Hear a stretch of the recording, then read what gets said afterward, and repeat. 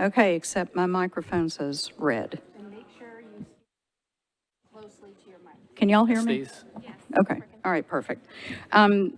Welcome to the March installation of the Fair Board meeting. And I want to thank everybody for being here tonight. I'm Sherry Weiner, I'm the board chair. And I'm going to call this meeting to order and read your legal notice. Before I do that, I'm going to ask that everybody in this room that has a sign, put it down. It needs to be chest level if you want to hold it up, but it is distracting and it is not respectful to the other people in the room, both sides. Having said that, as information for our audience, if you're not satisfied with the decision made by the Metro Board of Fair Commissioners today, you may appeal the decision by petitioning for a writ of cert with the Davidson County Chancery or Circuit Court. Your appeal must be filed within 60 days of the date of entry of the board's decision. To ensure your appeal is filed in a timely manner and that all procedural requirements have been met, please be advised that you should contact your own independent legal counsel. So, meeting is called to order. I am going to ask for an approval of the minutes from the previous meeting. So moved. Second. Seeing a motion and a second, all in favor? Aye. Aye. Opposed? Seeing none, we are going to move to public comment period. Before that, I am going to be, out of an abundance of fairness, calling for a suspension of the rules. So And- moved. Sorry. Did I jump you there? Yeah, you jumped me, but that's Go ahead, okay. go ahead. No, you go. So here's the reason. Apparently, while there were only 4 people here, miraculously 10 people signed up, leaving no room for others. Our rules are built on fairness, and so instead of a 15-minute public comment period, we're going to have a 40-minute public comment period. I have shared with both sides that each has the opportunity for 10 people to speak 2 minutes each. We're going to flip the script a little bit and go, because I'm CDO, which is OCD alphabetically, we're going to allow those that are against to speak first. So if you're one of the 10 that are going to be speaking, please line up at the lectern. You will have 2 minutes. Laura will be keeping time. Yeah, we're going to pass the motion, but they can be getting up while we're doing that. So now that we have the motion, do we have a second on the floor for the motion? Second. Is there any discussion? Seeing none, all in favor? Aye. Aye. Aye. Aye. Opposed? Seeing none, the motion passes. Mr. Bergeron, you're on.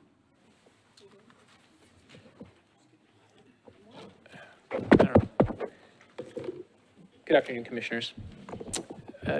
These are the facts. This deal has not been fixed or solved.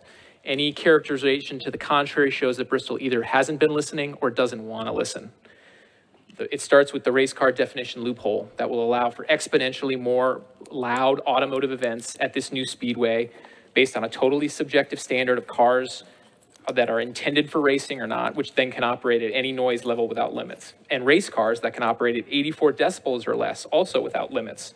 Combine these loopholes with all the other loopholes and the laughably loose sound protocols, and the community impact will be enormous. Bristol will have full veto power over future fair boards, and the lease pre-declares that Bristol's activities can't be a nuisance, and the fair board will have no power to change anything ever. The lease has one-sided capital spending and first-class facility requirements that Bristol will be able to leverage for future debt. To be clear, this is the 1996 Titans lease all over again, which everybody agrees was a mistake, and it's no surprise that the same person wrote both of those. He's sitting right there. Ladies and gentlemen of this commission, this current deal is reckless and malignant. It has been designed to harm, and I would implore you to demand better. You have all the leverage on this fair board to make Bristol make a fair deal, and you have that power, you have that ability to make them fix this if you stand strong with this community and these neighbors who deserve protection. Thank you. Thank you. Come on forward. And let us know your name and your address, please. Diamond Bill, 37115. Dear Fair Boards and Commissioners, Stand Up Nashville shares the same concern we have heard fairgrounds neighbors regarding the BMS new Speedway proposal. These concerns include disruptive speedway noise, event schedules and traffic, and Metro's finance exposure regarding debt service, shortfalls, and other unknown long-term obligations. These issues have been consistently raised in canvassing efforts, public hearings, and community meetings, but remain inadequately addressed in the current proposal. We are also concerned about the potential negative impacts the proposed project could have on the affordable housing, child care, and micro-unit components of the soccer CBA. We could not find anything in the lease that protects these uses. Making sure these vital public goods are protected along with local racing should be a priority of this body. All of you have received the document 13 Big Problems with Bristol's new Speedway proposal and how to fix them. Stand Up Nashville stands in full solidarity with the community, neighbors, and residents by respectfully requesting the Fair Board either postpone this vote or vote no until these valid concerns and loopholes raised by the people of Nashville are resolved. Thank you for listening.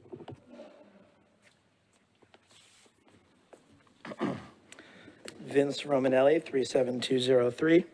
I had an eloquent opening line about 15 minutes not being enough, and in light of the rule change, I'm just going to say thank you. The information presented by BMS is partisan propaganda designed with bright colors and persuasive language to read like a timeshare presentation. They're written this way because the truth isn't pretty. This directly impacts thousands of Nashville residents. Nashville has 74 people within 1,000 feet of the track, 1,100 within half a mile, and 8,900 within a mile. Almost every other track has 0 residents within this radius. Because noise travels in waves, not straight lines, it can and does go over walls.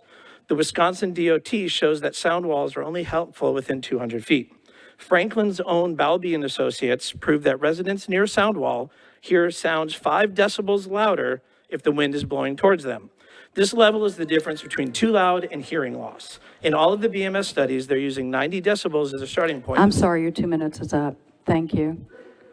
There is no way that was 2 minutes, respectfully. There is no way. Nope.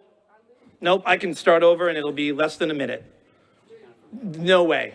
What were you checking your time with?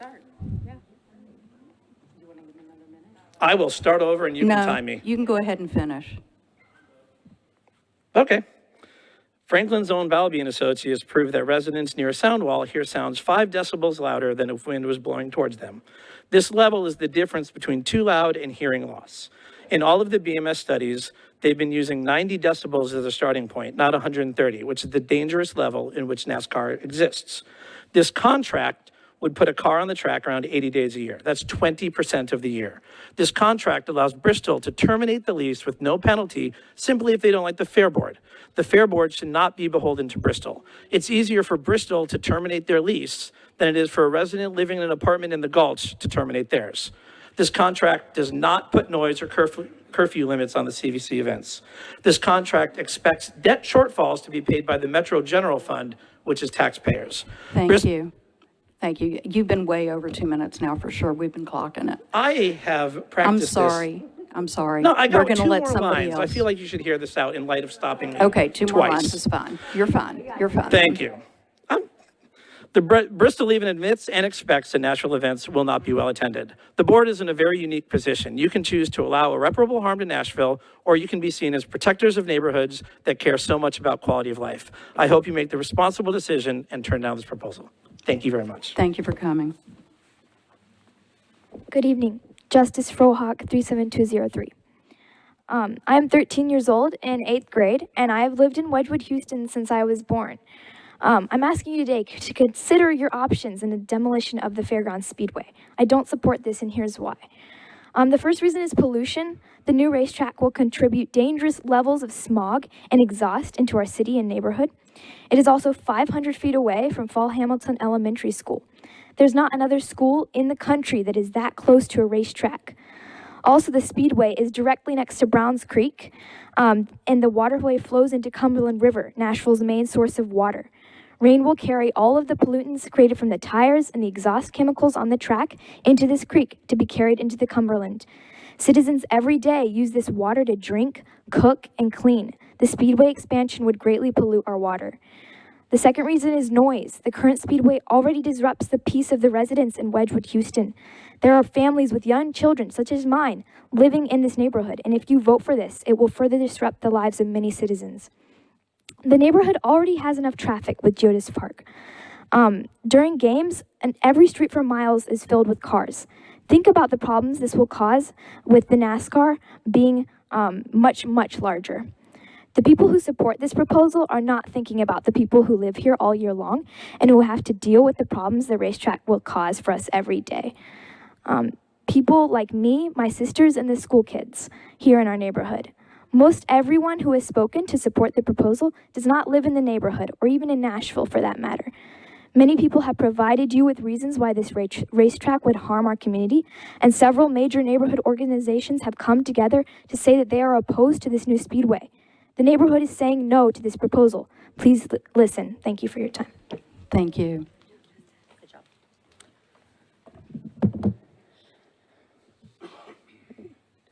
Good evening. My name is Laura Flaherty. I live at 424 Wingrove Street, just up the hill right here. I'm here today to urge you to vote no on this proposal. Local racing has a long storied history at this track, which I'm sure many folks will mention tonight. Preserving history at this site and improving local racing is not what this proposal is about. The full demolition of a historic grandstands and replacing it with a brand new 30,000 seat facility right next to another enormous soccer stadium, combined with existing fairground events, all crammed onto this tiny little property without infrastructure to support it, surrounded by residential neighborhoods, seems insane. I can't believe we're even talking about this. Racing completely aside, the undisclosed Convention and Visitors Corp events included in this proposal and the additional amount of traffic it will bring into this small neighborhood is extremely concerning. I am possibly even more concerned about that than the NASCAR portion of this. We've been at this for years, and it keeps getting divided into two sides. Even distinguished board, you have kind of said that as we've been talking about the rules and who gets a chance to speak. My neighbors and I are not a side. We are human beings. We are tax-paying residents who live in this neighborhood year-round, and we are just trying to support and preserve our quality of life. That is all we're asking you to consider here today. Thank you. Thank you. I timed mine. Heidi Nilteris, 37203. Thank you to the commissioners who submitted community-minded amendments. I'm sorry that many of them were not included. This isn't about racing. It continues without the expansion because the track is not currently losing money. It isn't about the school that's 500 feet away or the residents who contribute daily to the economy and local culture. This is about more for billion-dollar corporations. When Metro Sports Authority is transferred to the state's control, the state will control this facility, not Nashville. So bye-bye, local racing. BMS still can back out of the lease with 30 days notice, leaving taxpayers on the hook. Sound concerns have not been addressed. Use dramatically increases. A race weekend is now defined as 3 days, plus all of the other additional events. There will never be enough infrastructure to support a second 30,000-seat stadium and additional 500,000 people here. My mom was hit and killed last year crossing a street in Nashville. She was thrown 3 car lengths. Every day I think about her lying on the pavement dying, wondering what her final thoughts were. I worry about the lack of infrastructure for this plan when I see families in the street because we don't have completed sidewalks. Something like that changes how you see everything.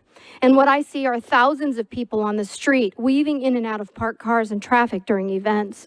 It's only a matter of time before another accident happens. Will we get sidewalks? Lower taxes? What's the plan? See us, the constituents, and vote no. Renovate the existing track and keep it local and an appropriate size for this densely populated area. Thank you so much. Thank you. Cynthia Monahan, 756 Roycroft Place in Nashville. Just want to say that help is welcome in understanding the ongoing rescheduling meetings and dates and several time changes, including tonight, with the March 14th schedule from 4 to 6 p.m. and the influx of out-of-area representatives from NASCAR. BMS could be a win. But unfortunately, with the wine and dine, the facts dates show that this is not a preservation, but a tear down and a double the size restructure. and BMS can withdraw within 30 days' notice. So the other promises that have been made include 50% noise reduction, which we have found with facts is not. There's no way to do that. So where do we draw the line? Anyone can make a promise, but whenever that promise is broken, we, the citizens, are going to pay the price for that. The double the size rebuild will increase explosive CO2. It will, the emissions, the pollution, everything that falls under EPA, OSHA, and the Noise Pollution Act of 1972 will explode. It will impact within a 50-mile radius in the waterways, air, and land. For all events, including not just racetrack, but the other events like concerts, what will we do when our communities transform into parking garages? We do not have a plan in place for that, and it's already happening with the soccer stadium. Our communities are paying the price.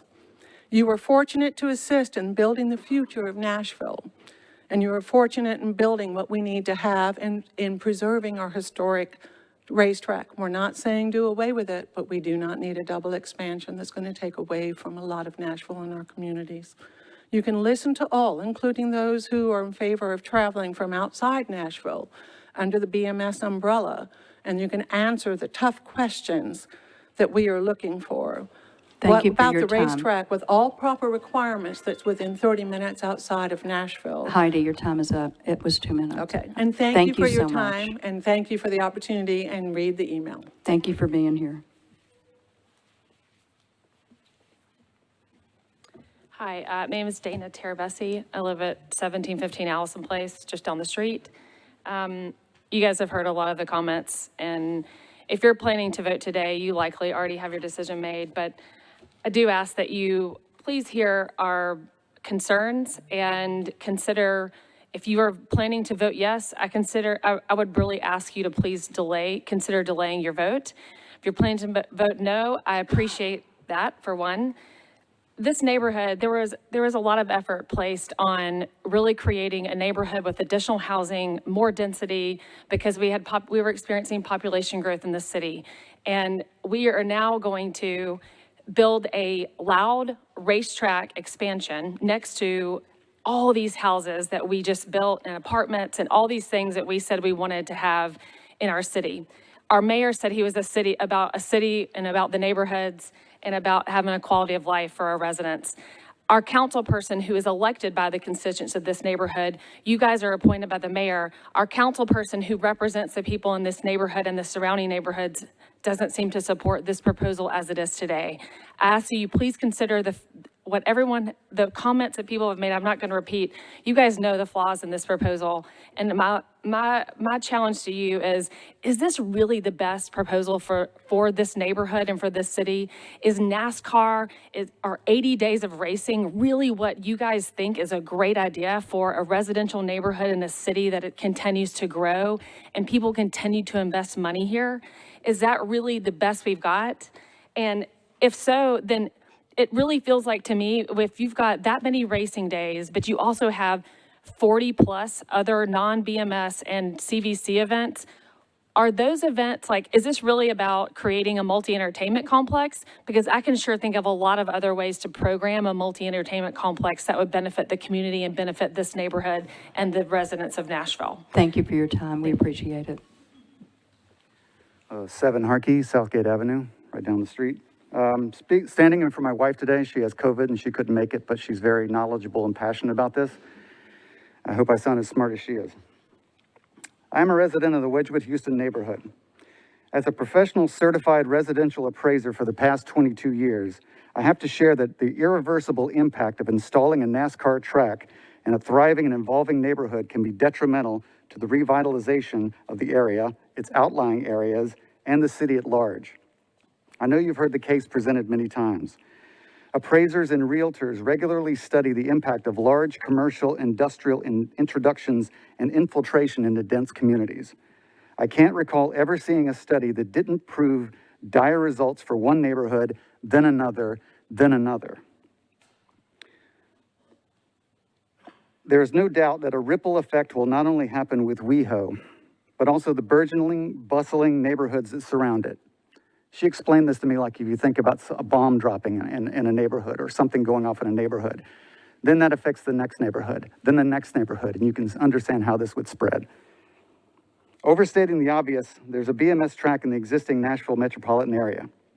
Expand and embellish that one. Make positive use of the historic track in the neighborhood and create a neighborhood-friendly Nashville attraction experience that respectfully considers this family, community, and the school. I lost my place. So there's so many other outstanding, exciting, consciously better options. Let's go back to the drawing board, do the right thing, and consider these big picture, future forward studies. Other developers are planning in WeHo with input from and even partnering with the local residents and businesses. We citizens that will, be directly impacted by this. That's responsible and caring urban planning. Please consider the same approach. Her name is Brooke Wilson. Thank you. Thank you. Hi, my name is Heather Rostwitcher. I'm at 3203 Granny White Pike in 12 South. I just have a couple facts, number facts. Bristol Motor Speedway is on 670 acres. Atlanta Speedway is on 850 acres. Charlotte Speedway is on 2,000 acres. Daytona is on 500 acres. Indianapolis is on 559 acres. And the Kentucky Motor Speedway is on 990 acres. The Nashville Fairgrounds Historic Speedway, the entire area with the soccer stadium is 117 acres. You already have 1,250 acres in Wilson County with another 150 acres in Rutherford County. That includes the longest concrete oval track in NASCAR. I think this could be better built out there. When you look at the amount of out-of-town investment in Nashville when it comes to building, we've seen increased flooding. We've seen increased density. And I think that's only gonna happen here with the increase in people. We pay a lot of property tax to live here. That went up during COVID. I would like that you respect the people that live here and pay the tax here. Thank you. Thank you. Okay, if you are in favor and you're the 10, come stand up at the lectern and let's hear from y'all now.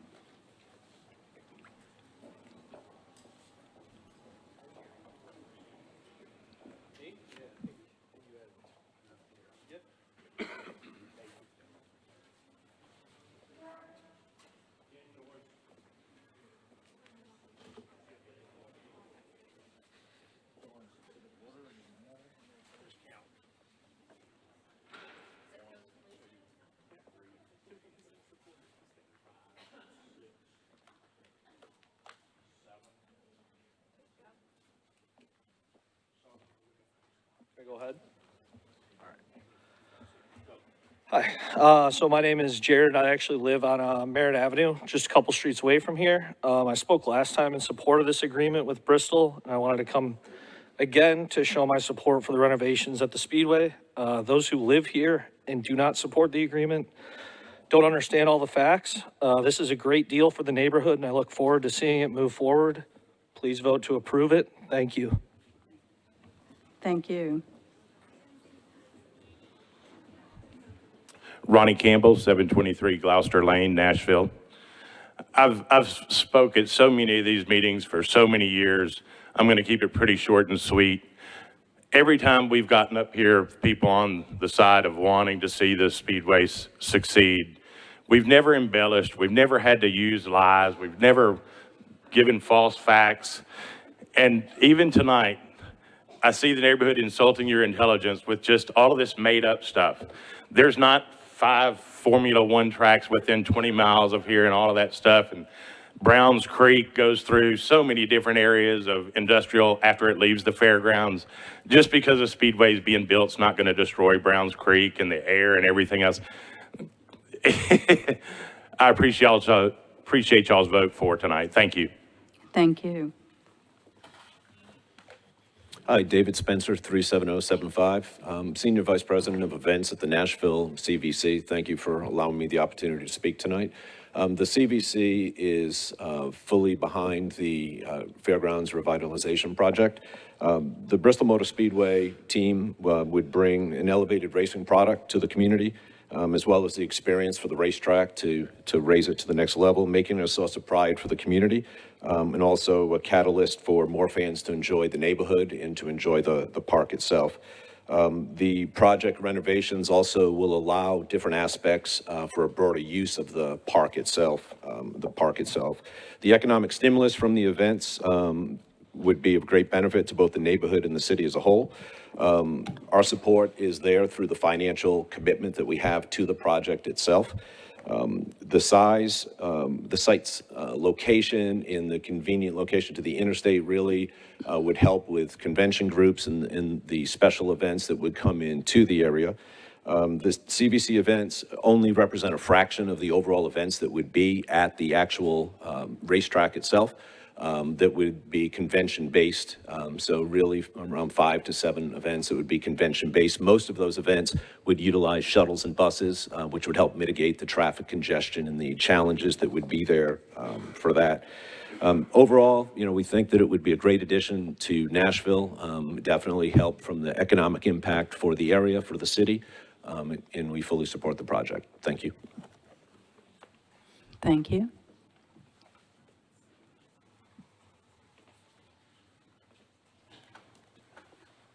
Hi, can you hear me? Can you scoot up just a little bit so they can see you? Okay. I'm Joy Andal. I live at 2197 Nolensville, 37211. I roll through here several times a week, 1 mile away. I've lived here almost a decade.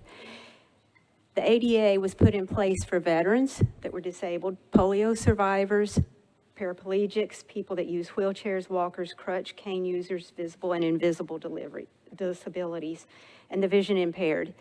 I have tried to attend races here. All of those that are not in favor of this, you need to hear when I say it's not just for the abled bodies. The disabled bodies want to use this property. Colby Sledge has worked hard to make this neighborhood rollable, walkable, and cyclable, and this is another thing. I utilize the fairgrounds and I want to have access. I cannot safely feel comfortable with the minimal retrofits that will come along with this improvement. I can't feel safe with the staggered. These laws went into effect last millennia, last century, not last decade, not 3 decades ago, but longer. And I want the fairgrounds to make a world-class example. This is a space for all users to have interest, enjoy living here.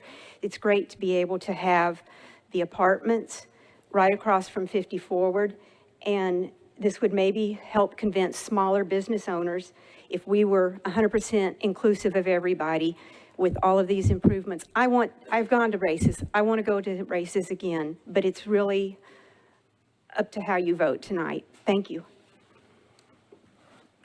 Thank you, Joy.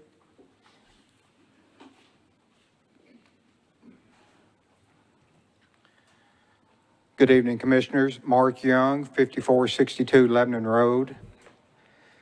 Commissioners, the day is here, the time is now. I've been coming to this track for 55 years. My father brought me here as a young boy. I've brought my children here.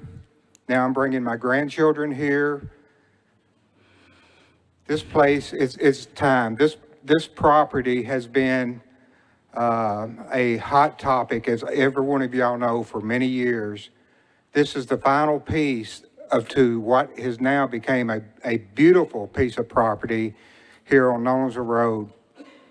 Commissioners, I ask you to vote in favor of this deal. You have a partner that will bring a first class and a beautiful facility.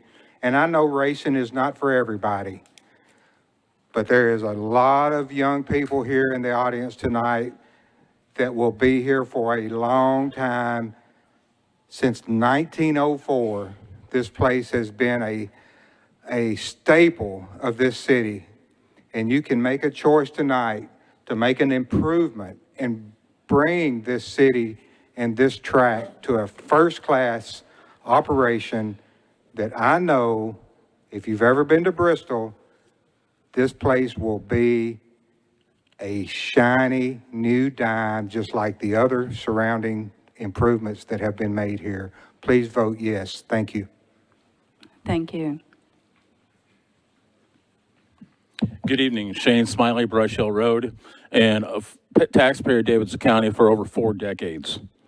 For the past 4 decades, I've seen my tax dollars go to build baseball stadiums, football stadiums, a soccer stadium, a lot of uses for our taxpayer dollars while we've watched the Speedway be neglected by past administrations.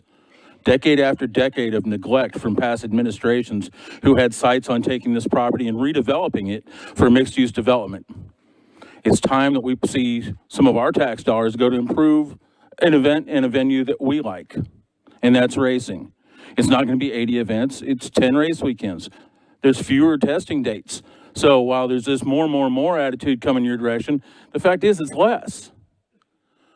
But we deserve to have this for the improvement and modernization so we can continue to grow our sport and something we love. We're taxpayers of Davidson County as well, and we've funded a lot of things.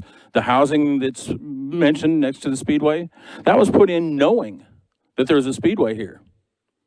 They knew, in fact, they had to rezone it away from where it couldn't be developed to approve to get it zoned for parking, or for housing.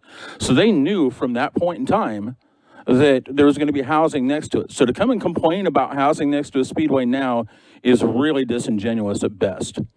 So I appreciate the process this has gone through. This has been nearly 5 years in the making, a lot of public meetings, a lot of input from people. So thank you for your time and effort that everybody has put into it. And I hope you'll vote in favor of this tonight as we move it on. And on a different subject, I hope you'll really reevaluate what's going on with the parking fees. Nobody else is paying for parking on this Shane, facility. we're not here for that tonight. Very good. Thank you so much. Thanks. You'll have your chance. Good evening. Good evening. Amy Cordell, 5009 Marchant Drive, Nashville, 37211. My name is Amy Cordell, a native of Nashville. It was my privilege and blessing to be the wife of the late Kevin Cordell for 21 years. Kevin loved this track. It was his second home, and he put an extraordinary amount of effort into saving it. Kevin grew up coming to the races with his family, and when we had our son Oliver, he dreamed of having him race here. As soon as Oliver turned 12, Kevin strapped him in a Legends car. We have made many priceless memories here, including Oliver winning 2 Legends championships, with the first one coming exactly 1 month after Kevin went to heaven in 2021. And the second just this past season. There were both tears of sorrow, tears of joy from family, friends, and even strangers. My point is, racing isn't just about cars competing on an asphalt oval. It is about building community, making memories, finding lifelong friendships, and coming away with stories you'll share with your grandkids. Racing and Bristol Motor Speedway is a family-friendly, multi-generational sport Nashville can be proud to host. It would be good for our city. I respectfully ask for your support, and as Kevin said last time he spoke, now is the time. Thank you. Thank you. Ken Joyce, 3520 Thornhill Drive, Antioch. I have a business at 3638 Dickerson Road that pertains to racing. I'm fortunate enough to work with the youth in this city and surrounding states. I represent the Legends, as Ms. Cordell was speaking of her child, and they have many more that are coming up that are going through the program likewise. Please understand, this perception of racing needs to be looked at from a youth standpoint. It is no different from the Donaldson Rotary League. It is no different from youth soccer. It's no different. It's where young people come to participate with aspirations just like anyone else, any kid that dreamed of playing in the major leagues or playing pro football. It's the same thing. This facility provides that. And the company that makes the cars that these people compete in is a subsidiary of SMI. I've been associated with SMI 27 years. They have the ability to control parking. If you ever went to Charlotte, you'd never believe there would be that many people that would be out of there that quick. It happens at Bristol. It can happen here. I understand these people's concern in regards to wanting to know a plan. They deserve that. They deserve that. So going forward, I ask that this group, this committee, that you think in regards to the investment in youth. That's what it is. We've been through multiple administrations. I've been to every meeting that's ever been held on this for 12 or 13 years. It's time. Let's move forward and get something done and not continue to not achieve what we need to do. I ask for your vote in favor of this. Please, Thank you. We appreciate your time. Norm Parton, I think we've met before, 37220. Best fair board ever. Please don't start the timer. Best fair board ever and the best director ever in decades here. This is the fair board that has done the best job of any that I have seen, but this is the fair board that makes a decision yes or no. Yes, are we moving forward? Or no, are we going to kill this racetrack and let it die on the vine? There is no path forward financially to make this work without Bristol. So if you vote no, you are ending local racing, and you are ending racing here forever in about 3 years. I challenge you to challenge me on that.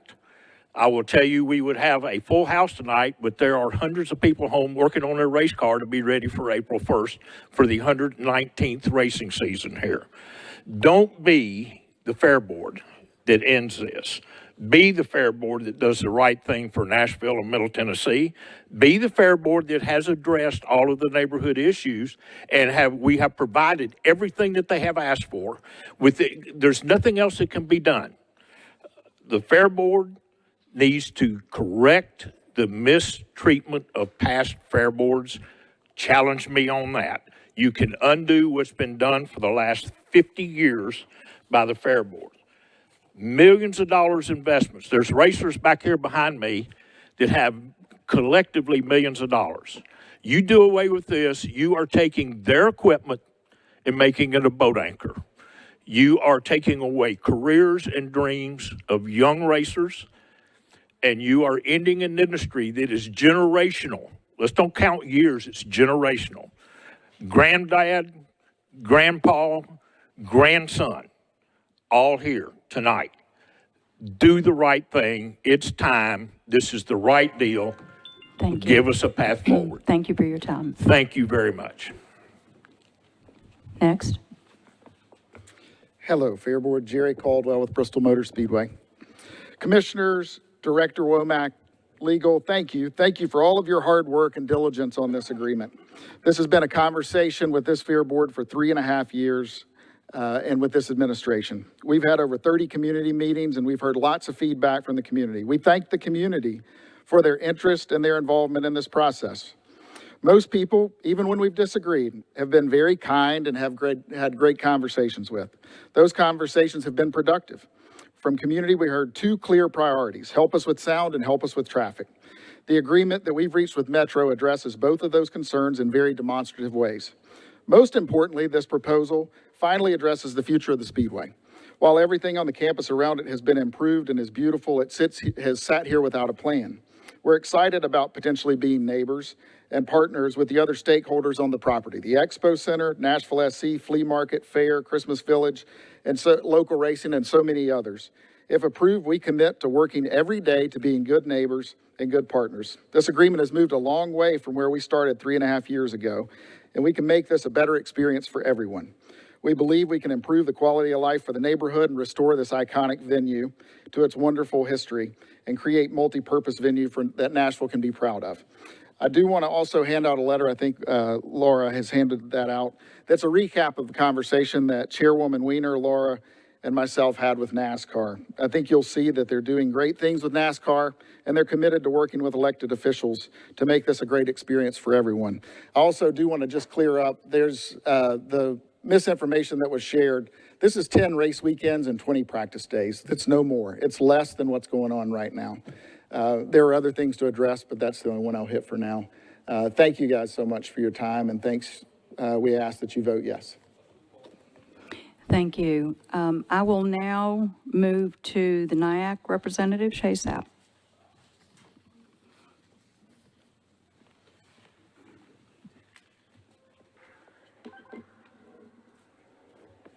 Thank you to the Fair Board for the opportunity to speak. 37203 is my zip code. I live just up the hill, 0.3 miles away from the Speedway. I moved in knowing it was there. I researched its uses, the type of races, frequency scale, and I made the decision to move in with my family because of the benefits the neighborhood had and the surrounding communities.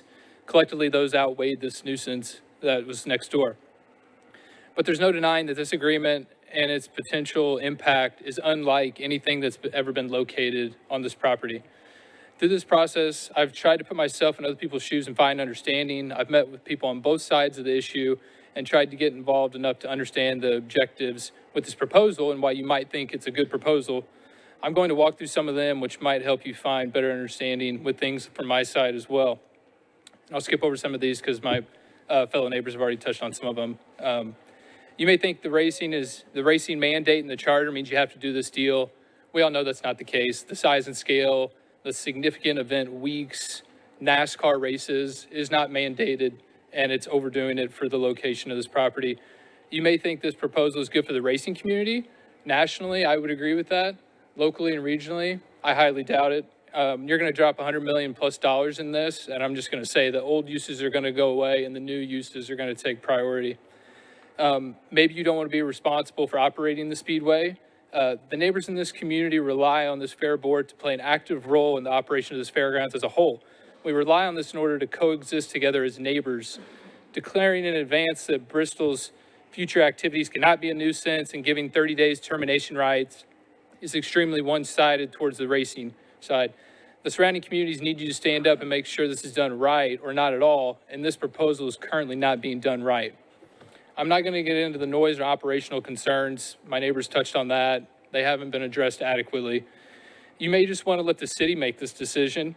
If this proposal happens, it's going to be very unpopular with a large majority of surrounding Nashvillians. This just isn't going to reach my house and my neighborhood. The first weekend that a NASCAR race fires up in this city, and the city's going to be aware of it, and we're going to ask ourselves how we got to this point. They're going to look to the mayor. The mayor's going to look to city council is going to look to you. And then what are you going to do? You're going to look right back. When everyone looks for someone else to do the right thing, wrong things happen. Don't let that happen here. Please be the one to stand with the people of this city and not the racing interests that surround it. All that said, I can understand how you think you are working to make a good agreement. You know, it meets the charter requirements. You think it's good for racing, releases operational burdens from the fairground, and does so without operationally impacting the community negatively. But the issue is what this agreement really is that it egregiously expands uses on top of the charter requirements, favors out-of-town national racing interests, and gives enormous latitude to motorsport events without appropriately accountability on their side. All of this at the expense of local neighbors and communities. It's time to decide which understanding of this agreement do you decide more with. The noise you were hearing on my phone was recorded from inside my house during a race event last year. This is what people in my surrounding neighborhood and surrounding community live with many times over and will continue under this proposal. Hours, days, and weekends of this noise. I ask that you vote no today. If you have the option to defer and continue discussions with communities on the impact that these amendments and other required changes should be implemented will have, I think that would be beneficial as well. I just want to make sure that this is done right for all parties. Thank you for your time. Thank you. So I believe we have a representative from the mayor's office here, and we have a council member, so we're going to ask that the two of them come up and say a few words, and then we'll move on with the meeting. Thank you, Chair. Ben Eagles in Mayor Cooper's office. I want to thank you all for giving me the opportunity to address the board on behalf of the mayor. I'd like to acknowledge the time that this fair board has spent working on the proposal since November. Hearing from community members, including at 3 public hearings since the framework of the partnership with Bristol first surfaced, holding work sessions, reviewing documents, and making amendments to improve the deal. Your work and due diligence has resulted in a stronger project, and we are grateful. With your help, we have designed a proposal that addresses the concerns we've heard at those 3 public hearings, as well as tonight. The fairgrounds boasts a 132-year history of racing, beginning with horse racing 1 year before the Ryman opened its doors. The Fairgrounds Speedway is the second oldest operating motor speedway in the country, dating back to 1904. Nashville's very first televised sporting event was held here in 1970. The Nashville Fairgrounds Speedway is revered around the country. As Nashville continues to grow, we have seen how that growth can come at the expenses of places we cherish. Every week, it seems, we hear of a different historic building being demolished or a restaurant or music venue closing its doors. The Speedway's past is relevant to today's vote because we have an opportunity here today to breathe new life into one of Nashville's historic assets. In the years since the NASCAR Cup Series left here in 1984, a lack of investment has plagued the facility. We're sitting on a gem in the world of motorsports, but it has had to survive attempts to crowd it out and demolish the site. And make no mistake, today we are hearing one of those efforts as well. 12 years ago, 71% of Nashville voters supported a Metro Charter amendment to protect the historic uses of the fairgrounds, including the Speedway. But in the decades since the referendum, and indeed in the 4 decades since the last Cup Series race held here, the Fairgrounds Speedway has not received the level of investment necessary to even bring it into ADA compliance or to protect driver and spectator safety. The lack of investment is perfectly understandable and indeed defensible, considering the Speedway would be competing against a host of other infrastructure priorities every time a mayor and city council pass a capital spending plan. The independent consultant's report, commissioned by this fair board, shows over $41 million of costs associated with upgrades to the facility. For perspective, that is slightly more than the cost of building a new elementary school. It's about $40 million, and Mayor Cooper funded 3 of those in the most recent capital spending plan. Even if only some basic upgrades are pursued, for instance, ADA compliance, track resurfacing, and safety improvements, the project would still cost more than the cost of a new fire station. I use those examples to illustrate that a, quote, plan B of using general obligation bonds to pay for basic improvements to the Fairgrounds Speedway instead of partnering with Bristol is simply not a realistic option for Nashville, and we need to recognize that. Metro has had decades to repair and update the Speedway, and the Speedway has never, and likely will never, win a funding battle with other more important priorities such as public safety and schools. For the first time, we now have a financially viable plan to upgrade the Speedway using private investment, state investment, a hospitality and industry investment via the NCVC, and revenues from users of the Speedway. Revenue bonds, not general obligation bonds, are the appropriate path for securing the future of this facility. The partnership with Bristol is the only proposal that is financially viable, and it is the only one that, to my knowledge, has ever been presented for this board's consideration. Constructing a financially viable plan for the most restricted racetrack in the country was not easy, and I can say that in the 2 years since Mayor Cooper signed a letter of intent with Bristol, we have made a strong deal that makes financial sense for the city, brings an upgraded world-class facility to the fairgrounds, and protects neighborhood interests, such as parking and a sound barrier, restrictions and limitations for the number of races, for the number of practice days. We have a sound barrier to address noise, more parking for soccer games, a limit on the number of race and practice days, and we now have a clear signal, thanks to this board's work and to Chair Wiener, a clear signal from NASCAR that we can expect mufflers for the NASCAR races held here. That is a huge accomplishment only made possible by the advocacy of you. 12 years ago, a referendum passed to protect this racetrack.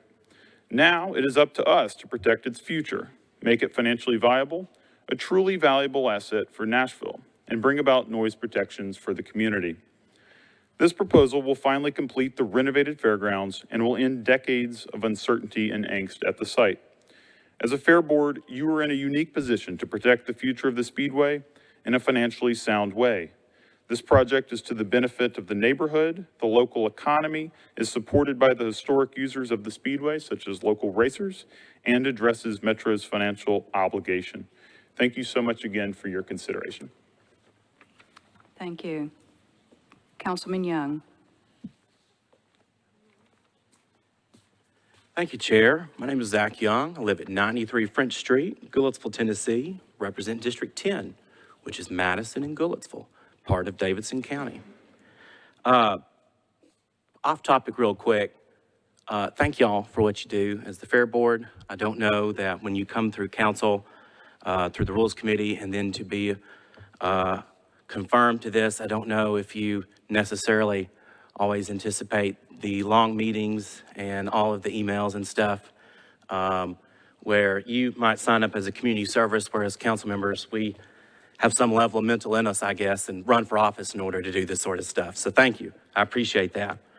You know, the last council meeting, I think, or here recently, I had a colleague ask me on council, Zach, why do you care about the fairgrounds and the Speedway? Like, why is that something you care about? You drive an electric car, you go to play to see drag queens because you watch Drag Race on Friday nights, not going to NHRA drag races. That doesn't really compute. Why is it you care so much? And I care because, like everyone else in this county, I am a property taxpayer.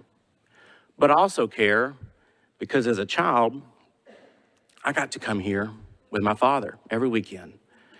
And I got to see the valuable bonds being formed and the lessons learned for children, and a place to come in a safe environment and enjoy a family-friendly entertainment venue, of which we sorely need here in this city, and we need to maintain the ones we have.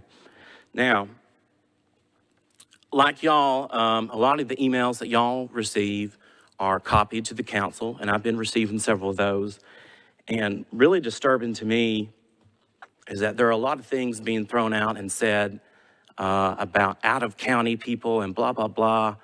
And there are people all over this county that enjoy and care about this facility. And this facility and the fairgrounds belong to the entire county. I was really sad to see that there is mail and misinformation going out by, I guess, some dark money groups, because there was no attribution of who sent it. I know some mail went out from Bristol, and it had Bristol's logo on it. It said exactly where it was coming from. And I was really disappointed to see that, because up until then, I thought this has been a really healthy, open, transparent debate and process. And Madam Chair and Ms. Womack, I want to say the level of detail that y'all have put into putting these documents online and analyzing them and putting them in an easier to digest format. I don't know if I should say this considering the other big deals going on in the county right now, but that has been unparalleled to anything that we've seen.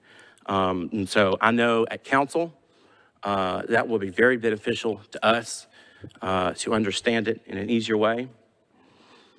But,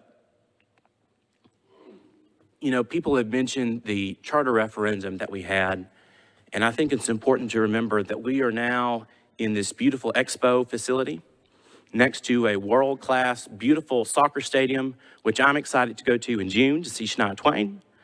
And all of that would have been an office park. Under then Mayor Carl Dean, the plan was to develop all of this into an office park. But citizens around the entire county banded together and recognize that the fairgrounds belong to the entire county and it's an integral part of our culture here in Davidson County and Middle Tennessee. And so thanks to the people then, we decided and voted that this would be protected by our charter, this entire facility. And what we have tonight is an opportunity to make good on that charter requirement, but also to improve the last remaining jewel in this crown of the fairgrounds. We have this beautiful expo building, the soccer stadium, we have the new mixed-use facilities going up, and the one thing missing, the one last piece, is to bring the racetrack up to the status it deserves to be. The race fans have worked hard, we've been patient, and it's our turn, and the time is now. And so I thank you very much for your time, and I thank you especially for all that you do on the Fair Board, and thank you, Madam Chair, for letting me speak. Thank you. You're welcome. Are there any other elected officials in the room that I did not see? Okay, seeing none, we're going to move to the financial update, and I'm going to call upon Satrice. Hello, everyone. The financial information presented today is preliminary, and all revenue and expenses for February 2023 may not have been recorded to the ledgers as of March 13th, 2023, when this report was created. The preliminary actuals through February 2023 are as follows. Revenue is approximately $2.2 million. Expenditures are around $2.9 million, resulting in a net loss of approximately $672,000. Depreciation expense is $794,000, so the total net loss is roughly $1.4 million. Below you will find an itemized list of our revenues and expenses. Our top three revenue sources are the flea market, corporate sales events, and the divisional fair. The flea market revenue is roughly $557,131, which represents 24% of our total revenue. Corporate sales events is around $907,000, which represents 40%. The divisional fair is $541,000, which represents 24% of our total revenue. Our top three expenses are payroll, low cap, and purchased services. Payroll expense is $1,050,000, which represents 36% of our total expenses. Low cap expense is around $296,000, which is 10%. Purchase services expense is $720,000, which represents 24% of our total expenses. For the month of March 2023, our revenue projection is approximately $209,000. We anticipate 27% collection of revenue from flea market and 73% from corporate sales events. On the aging report, we have approximately $1,657 of outstanding invoices. All of the promoters have been contacted and invoiced. Do we have any questions for this section? Any commissioners have a question? Okay. We're going to move on to the budget, FY24 budget submission. Last board meeting, the commissioners granted Director Womack discretion to increase the building rentals up to 5% and increase baseline parking up to $20. She elected to increase building rentals by 5% and the baseline parking from $5 to $10. So with those changes, we anticipate collecting $983,000 from flea market, which is a 27% increase from our FY23 budget. $1.3 million from corporate sales events, which is a 35% increase. $119,000 from racetrack, which is 74% increase. $611,000 from divisional fair, which is an 18% increase from FY23. We anticipate collecting $220,000 from our contracts, which represent an overall increase in revenue of 28%. If you look in the next section, you will see that we are requesting a $1.2 million subsidy for FY '24, which is a decrease from our request from FY '23. It's a decrease of 39%. So we are moving in the right direction, closing our deficit. We are increasing revenue. We're decreasing expenses. The next two sections are capital requests. These are the same requests we submitted last year. However, we didn't receive them, so we put them back on the list to ask again. And a lot of these requests are for things that would help us with the divisional fair. One being like hard walls. It'll help us divide this space and other spaces in the expo to facilitate events. We are also asking for 12 to 14 passenger shuttle carts, 4 of them, in the amount of $100,000. We're asking for storage trailers in the amount of $10,000 so that we can store the divisional fair fixtures and furniture and equipment. And at the bottom, you will see that we are requesting $10 million for parking structure and $150 million for additional fair site improvements. Any questions? Are there any questions for Satrice? Commissioner Hartley? Thank you so much, Satrice. On the capital request, I think I got it from your tone, but what would you gauge as the chances of the $10 million or $150 million capital request being granted? I will defer to Director Womack. I'll take that. So that is part of that's actually the two amounts that are currently in the CIB, which I believe have been in there since last year. So the 10 million is for the parking structure. Again, it has not been put into the capital spending plan yet, which is different than the 19.3 that we just received in this capital spending plan. The 150 is $100 million worth of revenue bonds associated with the Speedway proposal. And there's another 50 million in general obligation bonds that were for fairgrounds site improvements. Commissioner Avila? Yeah, just a clarification. Satrice, you mentioned racetrack revenue collection, that there's an increase of 74%, and yet I see 4%. So is it 4% increase or 74%?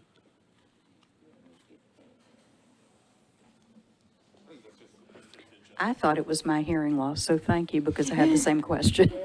It's 4% of It's 4% of the total revenue, but it's a 74% from last year. Thank you. Are there any other questions? Commissioner Hartley? Satrice, obviously, we're making positive progress on the subsidies, so great job to the team, Laura, on that. Do we think that's a plateauing reduction, or do we think there's a continued reduction potentially in the amount of subsidy year over year? So what I'm asking is, we went down 34%, 700,000. Do we think maybe in 2024 we'll be down again? That's the goal. That's what we're working toward every year, to decrease that subsidy. To decrease that subsidy down. We're closing the gap. That's why we were very pleased when you guys granted the increases. Well, go ahead, Laura. Well, I was just going to say, the flea market, it continues to perform well above the benchmarks that we saw last year. I mean, we are consistently above 200% increase from the same month last fiscal year. So that continues to trend up. So we do see that rebound with our flea market revenue, as well as the divisional fair. We do expect to close the revenue expense gap in our divisional fair as we do it more, and have those experiences increase both exposure to the fair through ticketing and sponsorships as well. So I have a question. So when, if we're saying that the flea market is is doing better than expected, does that have anything to do with the rent relief program? And if it does, if that's impacting the bottom line, like when that money runs out, will we see ourselves going back to the same place? It very much has a role in the success of our flea market. We see vendors who were able to continue having their businesses here because of the rent relief. We've got new vendors who are participating because they don't really have the financial risk to try it. When the money, we don't anticipate exhausting our allotment that we were awarded, and we are pursuing all options that we have to potentially extend the rent relief, since we're not quite where we hope to be with the remaining pot of money. So we've been kind of having some discussions with administration about how we can fully use the money that was awarded to us. So while I don't expect a decrease, because a lot of it has to do with vendor engagement as well. Our staff, our flea market staff, has done a really outstanding job just increasing the social media presence and the marketing that goes along with the market, and our vendors are very pleased with that effort and are recruiting on our behalf as well. Any other questions? Okay, seeing none, we will move on. Thank you. We are going to move to, let's see, where are we here? Event update. Fairgrounds and Campus Partners. Well, Laura? I'll just start real quick. I've just updated your calendars, provide you with a list of events in March and April. As you see, we've got a very full that we do not have an open weekend the next 2 months. Track practices are starting. I know that I see Bob in the back and Scott. They're here from Track Enterprises. We have our first race of the season, April 1st. So we will start track practices coming up here in March. And then in April, as you can see, we've got very, very busy weekends in April as well. We have a little bit of a reprieve on the second weekend, but you'll also see that we've got some weekday events which are really helpful when we can start booking, especially on Mondays, Tuesdays, and Wednesdays, since those are traditionally underprogrammed. Commissioner Owens. I don't see soccer on here anywhere. Do we have any upcoming matches? I'm a season ticket holder, so I should know, but I've missed the first 2 matches due to being out of town, so, but I don't see it on here, and I think we have 2 coming up. I think one on March 25th, I think it's one on April 11th. I'm not sure, though. But. Yes, and I can send you the schedule. I've got that. I did not include them on this calendar, but yes, we definitely have games both in March and April, and we had a soccer game this past Saturday, March 11th, and there's another one on the 25th. Laura, can we start just adding those games Sure. to the schedule so we can get the scope of activation? Yep, absolutely. And concerts. Well, okay. Okay. And do we move soccer, do we move flea market up when it's a soccer match, or do we keep the same time? Or? No, soccer games are generally at 7:30, so we work with them to coordinate some parking and event access on days where flea market closes at 5 on a Saturday and soccer games are at 7:30. And I haven't checked the website, which that's a fault of mine, but I know Commissioner Hartley has asked for, have we put traffic plans out for those days? I don't know if there is a representative here from Nashville SC. That would be something that they can update us on. We had asked that somebody from Nashville SC be here. Is there somebody here? There you are. Hey, come on up, Mary.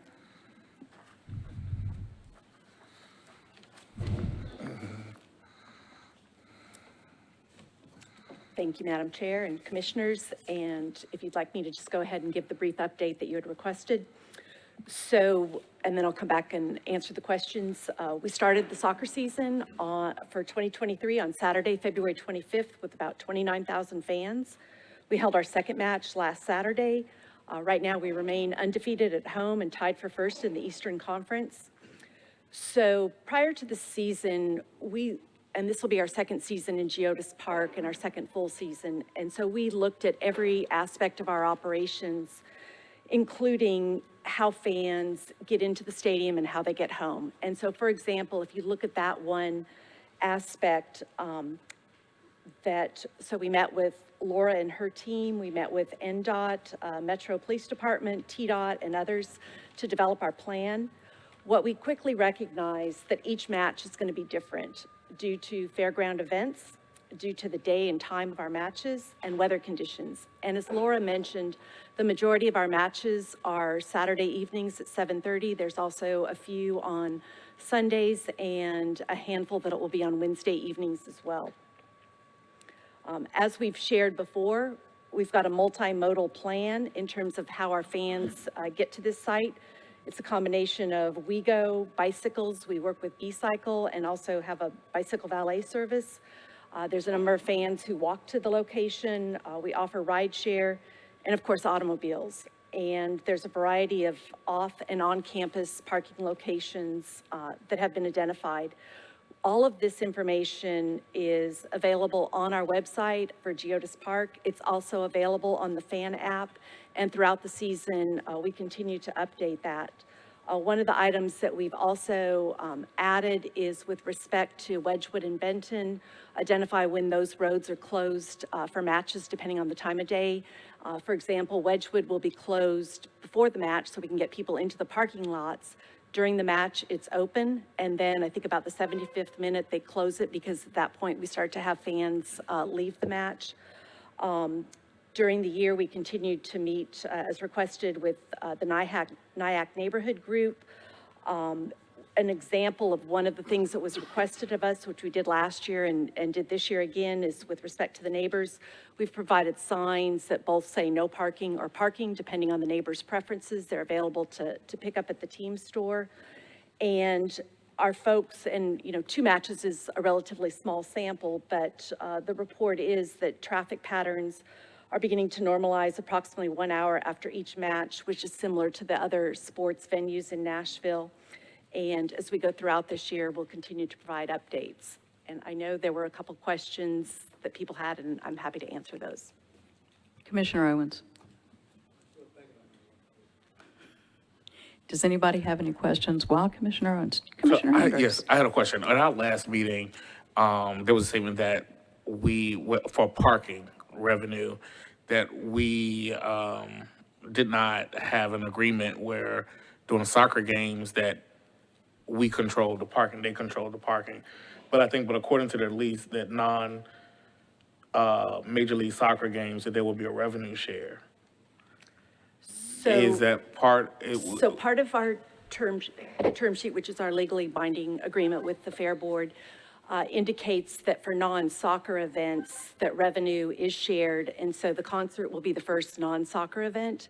And so when we get our parking revenue, the net revenue after that point, we will be paying the fairgrounds. Okay, so my question would be, is it non-soccer, or did that include the women's soccer match that was just held here? Because I know there was no paid parking during that match. And was that an opportunity that was missed by us to get revenue? And is soccer revenue, the revenue share, included in our revenue estimates for our budget FY24? Do we have any particular estimates of what that will be?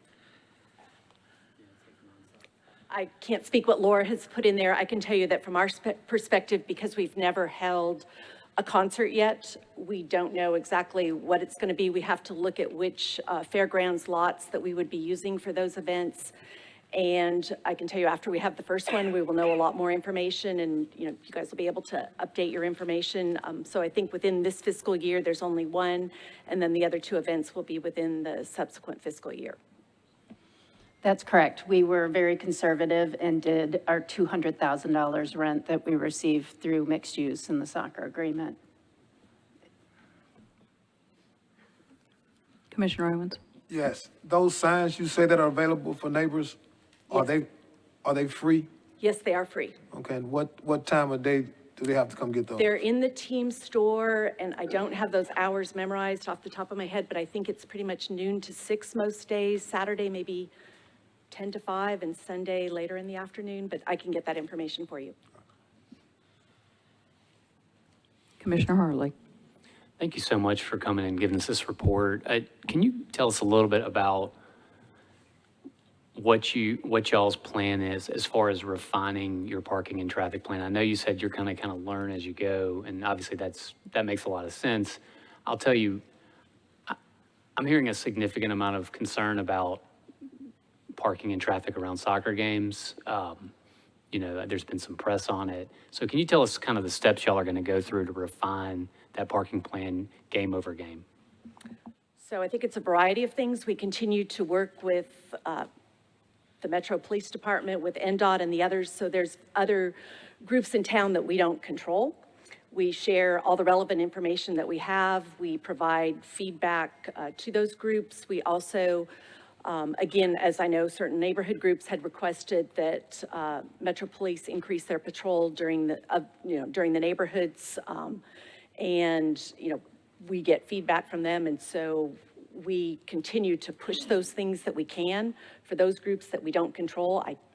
We can't, when we learn that it's our vendors, whether it's our parking vendor or our security or other folks who need to be doing a better job, we will, we work with them to correct those actions, and we continue to provide feedback to these other public service providers.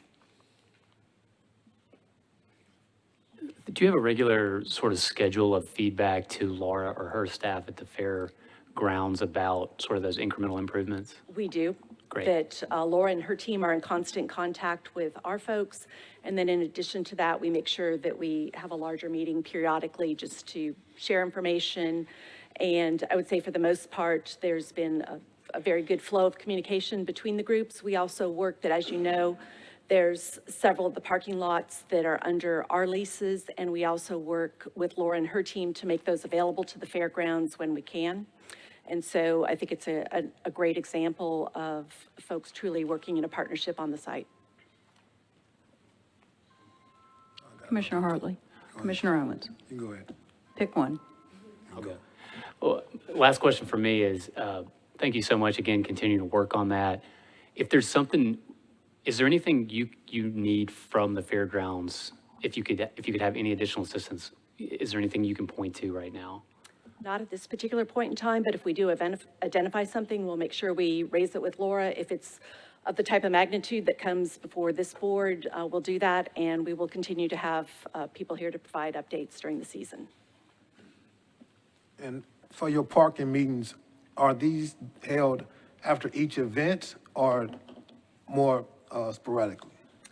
Our internal team is meeting after each event with the applicable, partners from these various groups to talk about what worked, what didn't, and what can be done to continue to improve and work on things in the future. And we meet formally once a month with Nashville SC event planning staff, but often it's many more times than once. Any more questions over there? Commissioner Hendricks? Commissioner Avila, to my right? No questions? No more questions? All right, you want to continue with the event? Thank you. Okay, then we're going to move to your director's report. I have no report. Well, there you go. Okay, well then let's move to old business, to the Fairgrounds Improvement Project, Mixed Use and Infrastructure Update. Gentlemen?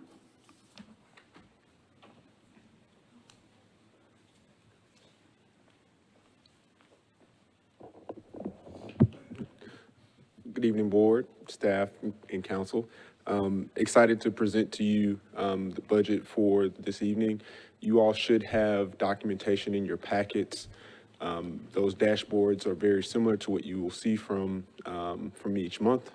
Again, I would just like to iterate that the figures I'll be presenting will be approximately 45 to 60 days in arrear. I'll highlight exactly how infrastructure part 2. Budget is still not showing any dollars there, but very active. So that one's probably about 90 days in arrear. But before I get ahead of myself, I'll start with the fairgrounds improvement projects. Again, majority of those funds have been expended. We are down to the last few dollars allocated in that area. The majority of that is in the line item that's remaining for FF&E. That spend does continue to occur, but again, very minimal invoices, very little activity since the last time I came before you all.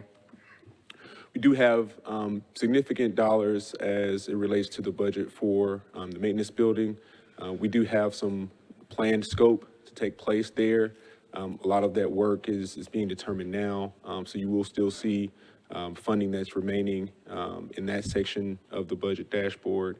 And then we also have a small amount of funds that are associated with the demolition and moving, as we still do have a couple of bills related to storage for items that have yet to move into that facility. And then the other remaining funds are associated to some of the ongoing speedway related updates and repairs that are taking place in preparation for the season. There aren't questions about that particular dashboard. I'll move to Fair Park. Fair Park has probably been the most active of the dashboards. We are engaged heavily in a lot of design and coordination work with our contractor there. You will see some movement, particularly in the line item for design as well as the line item for project management. A lot of efforts there to prepare us for the work that's upcoming in the near term, weeks ahead. Really excited about getting started there, but that is an area that has had some activity since I presented to you last month. And the last page, again, as I mentioned, infrastructure, part 2, work is taking place there. Our team is still in the process of establishing infrastructure around invoice compilation, review, and approvals. And so at this moment, they've been reviewed. We've just not actually submitted those to the Fair Board and staff for approval. So that's why there's not any dollars that are shown on that document. But again, wanted to assure you all that the work in the area has commenced. Any questions so far? Yes. Going back to the grandstands and speedway. What repairs were those, and when did they start, and and how long ago were they done? So it looks like the executive director may want to chime in, but a lot of those are primarily related to electrical needs at the facility. We started a lot of those projects season before last, so they were aesthetic improvements. We did some lighting upgrades with converting obsolete metal halide lights to LEDs. We did restroom upgrades in the grandstands, so this was several years ago. Just to follow Any on, other questions? Just a follow on that, Laura. Assuming, we're going to get back to the elephant in the room in a minute, guys, we promise. If we do the Bristol deal, will the lighting improvements remain, or will those need to be replaced as well? I'm assuming the restroom facilities would obviously not, but.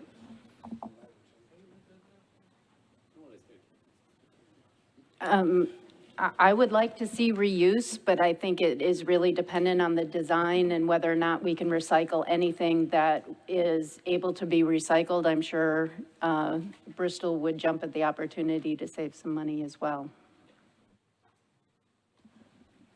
I guess I have another question. Go ahead. For this upcoming season, because we haven't had a chance to tour the racetrack yet, how safe is it as we go into this upcoming season?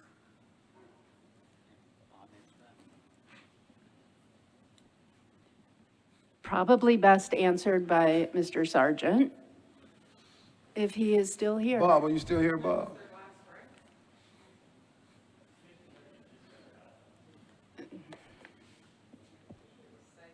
We're talking about since the weather. We're talking about since the weather has happened. We we haven't, nobody has been out to see. You need to use your We're mic. discussing about since the weather has happened, since winter has happened, not since the last race. Because we've all been to races. So we're talking about since the weather, since the snow, ice, like is it, what is the condition now in preparation for April 1st? Well, I will defer to Mr. Sargent for the track surface and condition, since he is much more of an expert on that than I am. However, when we look at the grandstands and some of the work that we're doing, we had identified several water line breaks after the hard freeze. When we re-energized our water lines, essentially turned the water back on, we experienced some leaks, and they are being repaired currently. And every time we turn the water on, more happen. So we're up to about 13 leaks right now that we're getting fixed to get ready for the season. So that is ongoing. We do have some lighting issues at the track that we're going to have to replace some lighting before the season for driver safety and spectator safety. Laura, can you, given that Bob's gone, can you ask him to send us a report to that effect? Yeah, and how confident that is he of April 1st being a day we can start? Commissioner Hartley. Just one report, or one question. At our February meeting, I was looking to get some renderings about Fair Park Phase 2. I haven't received those yet, so if we could just follow up to get some just renderings and like a project timeline, I think that would be very helpful. I really love the dashboards, but they're hard to put into context without seeing the plants. Any other questions, requests? Okay, seeing none, we will move on to the next phase. Mr. Goffel. Thank you, Commissioner, and we'll certainly get you a rendering that shows you Fair Park Phase 2. As Ed said, that is where a lot of activity is going on. Currently, we have several packages out for bid. They'll be coming in the next few weeks. We're also submitted permitting process with the state and the city, mainly driven by Metro Water and some of the criteria working with Browns Creek. But the goal is to get started with erosion control in the next few weeks and follow that up immediately with, again, hard construction that will improve ADA connection to the WeGo bus stop and connect by greenways from Nolensville Pike all the way to Bransford through Phase 1 of Fair Park. So that's in the plans, that's in the works, and we're moving aggressively to get that started. Infrastructure Part 2, there's two sections of that right now that we're dealing with. If you'll recall, there's a participation agreement with mixed use. I think Dirk may be talking about that. And then we're in the process, early phase process of connecting what we're calling Speedway Alley between mixed use and the grandstands down to Craighead and trying to get those designs started. So that's kind of an overview, and I think Dirk Melton's going to talk about the mixed use and that aspect. Mr. Melton. Not right now. We're in the middle of meetings. Good evening, Madam Chair, Director Womack, Commissioners. First, my apologies for missing your February meeting. The class I teach that day ran late, and I was unable to make it, but I'm very pleased to be with you this evening with a brief update on the mixed-use development, and in particular, our construction underway right now in Block C. At your January meeting, I reported that the wood framing on the mixed use was well underway, and that work has continued at an excellent pace. Right now, we're on track to complete wood framing on the 4th level of the building by the end of this month, and that framing work will continue into the early summer. Inside the building, electrical rough ends for lights, fans, light switches, and outlets for the residences have begun, and that work is moving along very well. The project is far enough along now that we're beginning window installation on the ground level, and the installation of brick exterior walls has begun on the interior courtyard where the tower crane now sits. Right now, we're on track with the delivery of the building overall in late summer 2024, and that will allow us for us to welcome our first residents into the building that fall.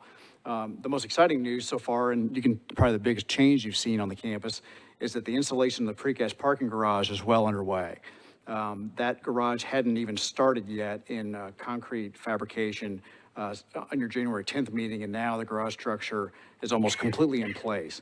We expect that all the precast panels will be in place by the end of this month, which will allow the installation of systems and equipment, such as elevators, to begin. We're shooting to finish that garage as soon as possible so it can be made available for much of the season for the campus as we can for racing, for soccer, and other events.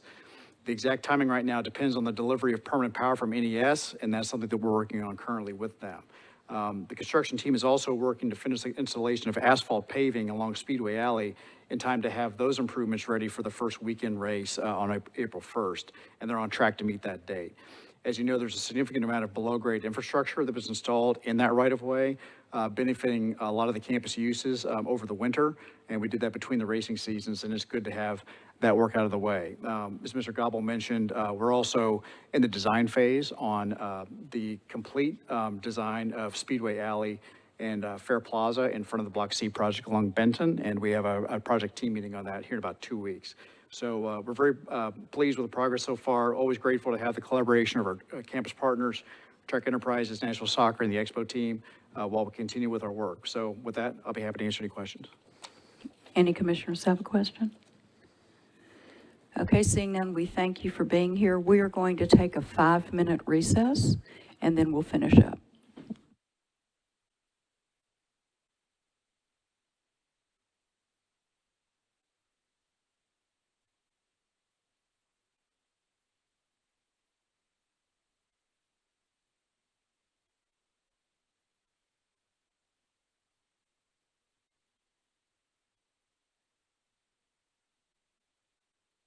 If everybody will have a seat.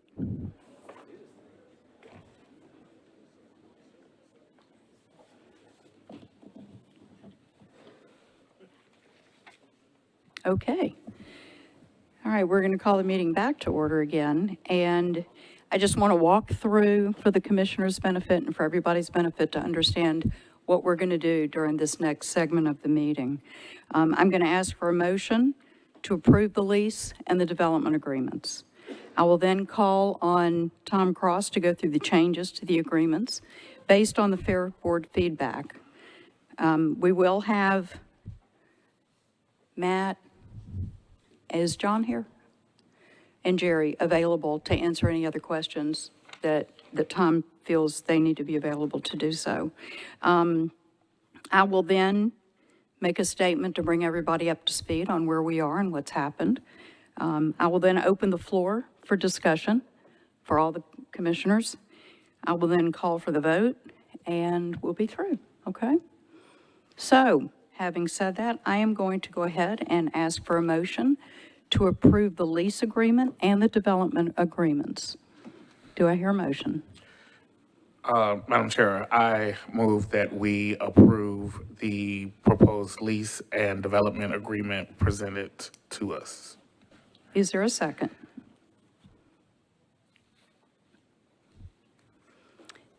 I need a second to the motion so we can discuss it, guys. I'll second it for discussion purposes. Thank you. Can I ask a point of clarification, Sherry? Sure. And I'm going to assume we're going to stay first name for this discussion. We agree? That's fine. The version, okay, so you guys know the devil's in the details. Just want to make sure what version of the lease and development agreement that we're talking about. I'm assuming it's going to be the version that Laura circulated a couple of days ago with the red line changes. Okay. I'm going to turn the floor over to Mr. Cross. Thank you. And I am sure you will all be relieved that I'm not going to subject you to another work session and go through every single paragraph in both agreements. The objective here is just to hit some of the material changes to the two documents. There are quite a few things where dates were filled in or footnotes were deleted. In a couple places, we chose to delete a couple of exhibits. If you have specific questions about those, I'll be happy to take a shot at them or defer to John or Matthew. And you're welcome to stop me as we go along here, but my intent here is just to hit the ones that I think are material to your decision making. First one, starting with the development agreement, is in the definitions. A new definition has been added for seat use charge, and this seems mundane, but one of the elements in the pro forma is a ticket tax. And instead of going with a ticket tax, Bristol had preferred to use a seat use charge instead, which will generate the same amount of revenue, actually possibly slightly more. And their intent was to have the flexibility not to charge it to some users. So if they had like a Boy Scout event or something, just as an example, with a ticket tax, they would have to charge it for certain kinds of events where tickets are sold. This gives them the flexibility not to charge it, but they still have to remit revenue equal to what would have been generated with the ticket tax. So seat use charge has been added. The corresponding deletion of the ticket tax revenues definition. There's a note in paragraph 3C adding to the language discussing the declaration, a version which is one of the exhibits that's available on your website. And just clarifying that if there's a problem that's not attributable to Bristol, it won't result in a fair board default under the agreement. Next change. Tom, you're looking at the development agreement, right? I'm looking at the development agreement, sorry. In paragraph 5, construction and project improvements, the changes there are just to clarify that a portion of the CVC contribution is expected to be available for the construction fund as well.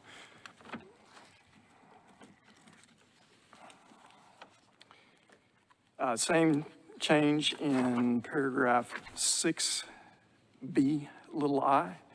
The CVC grant is $17 million, and approximately $4 million of that is expected to be used for pre-development expenses. The rest is expected to be available for the construction project itself.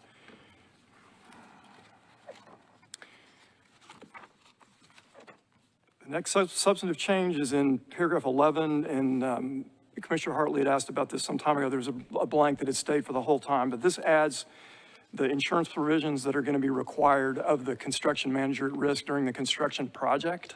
The insurance that's necessary during construction is different than the insurance that Bristol has to carry into the lease for operations. So that's actually the longest substantive change. And then on page 29, and this may not have made it into the red line that you've got, but there's a state statute that requires language in most local government contracts that prohibits boycotting Israel in lots of different ways. It's not crystal clear that that statute applies to these two contracts, but if it does and you don't have it in there, they're void. So we're choosing to put it in there. You'll note that a couple of the exhibits we've chosen not to use. One of the most important ones for this agreement is the description of the site, which is either on your website or we do have a meets and bounds description available, and will be added to the final versions. Tom, I'm sorry, can you say that again? Because I had somebody in the community ask me about that. So the legal description of the site is available on the website? It's either, I think, is it up on the website? We do have it available, and I'll make sure that Laura's got it for it to be posted. It's just the footprint of the Speedway. And I assume it's a pretty common sense understanding of the Speedway. Okay. Yeah. And then I point out one other thing in Exhibit H, where there's a sort of a pro forma version of the pro forma that's going to have to be filled in when we get to the point where we issue bonds, but the change from ticket tax revenues to seat use charge has been made there.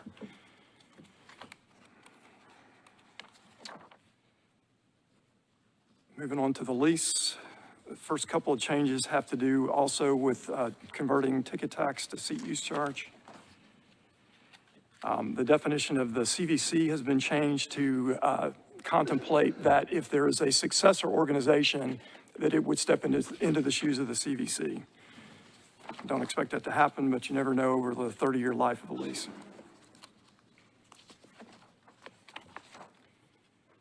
There's been a change in the definition of motorsports events to include practice and qualifying sessions immediately prior to a competitive event. Tom, should we understand that as being the practices, like the same day practices? Yes. Okay. There's been a definition in the definition for race car, and you might want to look at this carefully, just to avoid any confusion. It does not include the phrase intended for racing. Sherry, and I'm sorry, I want to respect your process. Are you okay with me asking questions as we go along? I would have stopped you.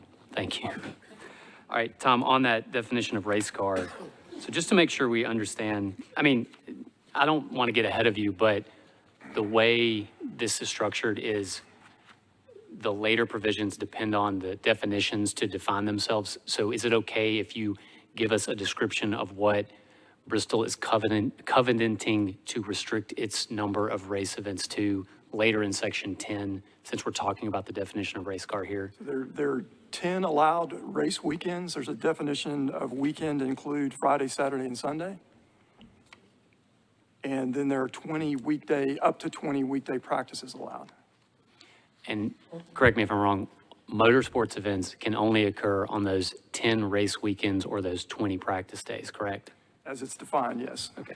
And race car is defined as any vehicle powered by an internal combustion engine generating engine or exhaust noise in excess of 85 dBA at 100 feet, correct? That's correct. And additionally, motorsports events are only events or only include events where the race car is operated in competition on the racing surface, correct? Yes, though added to that is practice and qualifying sessions immediately prior to the events, as you just noted. Okay. So if we had an event, and I'm just going to do 2 hypotheticals and I'll be done. If we had an event that was, for example, utilizing a vehicle that met the definition of race car, but they were not used in a competitive way. So if you had sort of a vehicle test of some sort, would that qualify as a motorsport event? I don't think that's a motorsport event because the definition excludes practice days, but you could have that car on a practice day. Okay. But if it's, what I'm getting at is, well, let me ask the other hypothetical then. So if we also had vehicles that met the definition of race car, but they were operated in the infield, for example, for perhaps some type of non-racing event, would that count as a motorsports event? No, it has to be on the racing surface. Okay. And the last thing is, and I don't think anybody here is an expert in the decibel limit of vehicles, so perhaps Sherry is. If we had a vehicle that was operated below 85 dBA, used in a competitive way, would that count as a motorsports event? Yes, so the 85 is the limit. I'm sorry, well, 84, if we're below 84.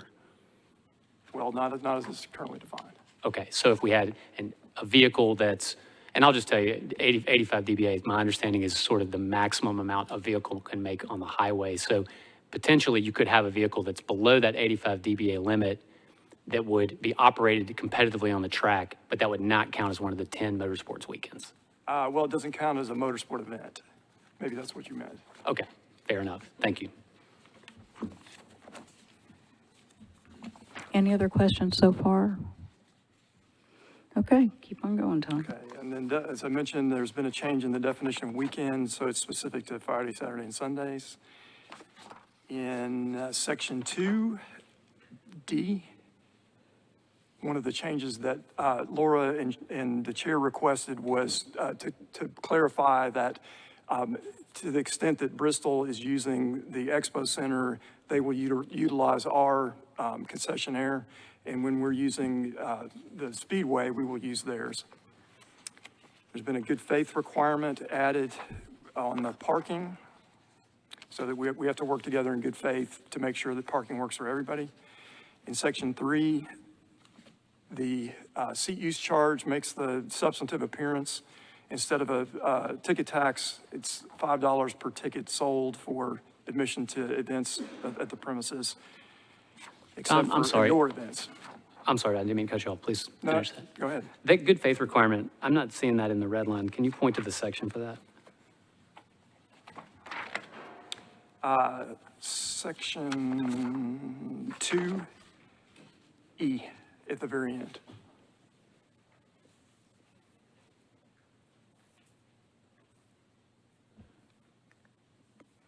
And there is some chance that I haven't gotten you the very latest red line, but the sentence that's been added with consent of Bristol is the parties agree to work in good faith and cooperatively to make parking available for all fairgrounds users. Just to clarify, Tom, that replaces the last sentence in that section. Yeah, I don't have the previous version, but that's in the agreement that you're voting on.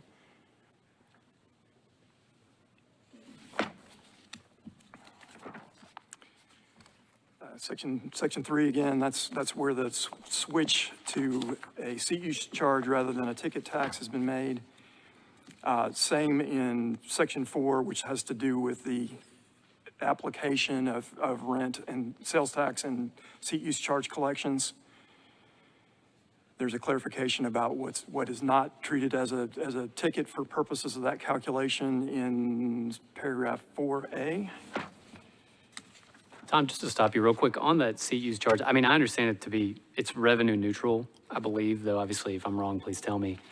Do you guys have any other concerns? Does that have any other impact on the bond financing of this deal, that change from the ticket tax or ticket tax to the seat charge? It shouldn't change the financing, no, because the expectation is the revenue will be exactly the same, or if not slightly more.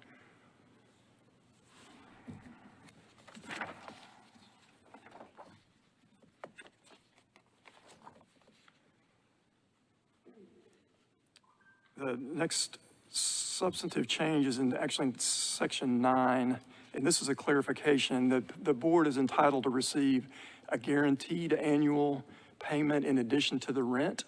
It starts off at $103,000 and escalates at 1% per year. There's the potential for a second payment up to that amount in the waterfall, and the language that was in the original version of the lease wasn't clear on that point.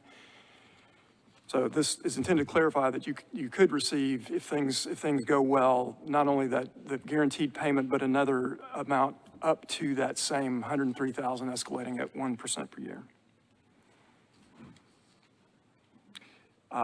In Section 10, next substantive change, there had been some discussion in front of the board about protecting local racing, and there's been a sentence added in subsection B, Romanet 2, that is intended to address that.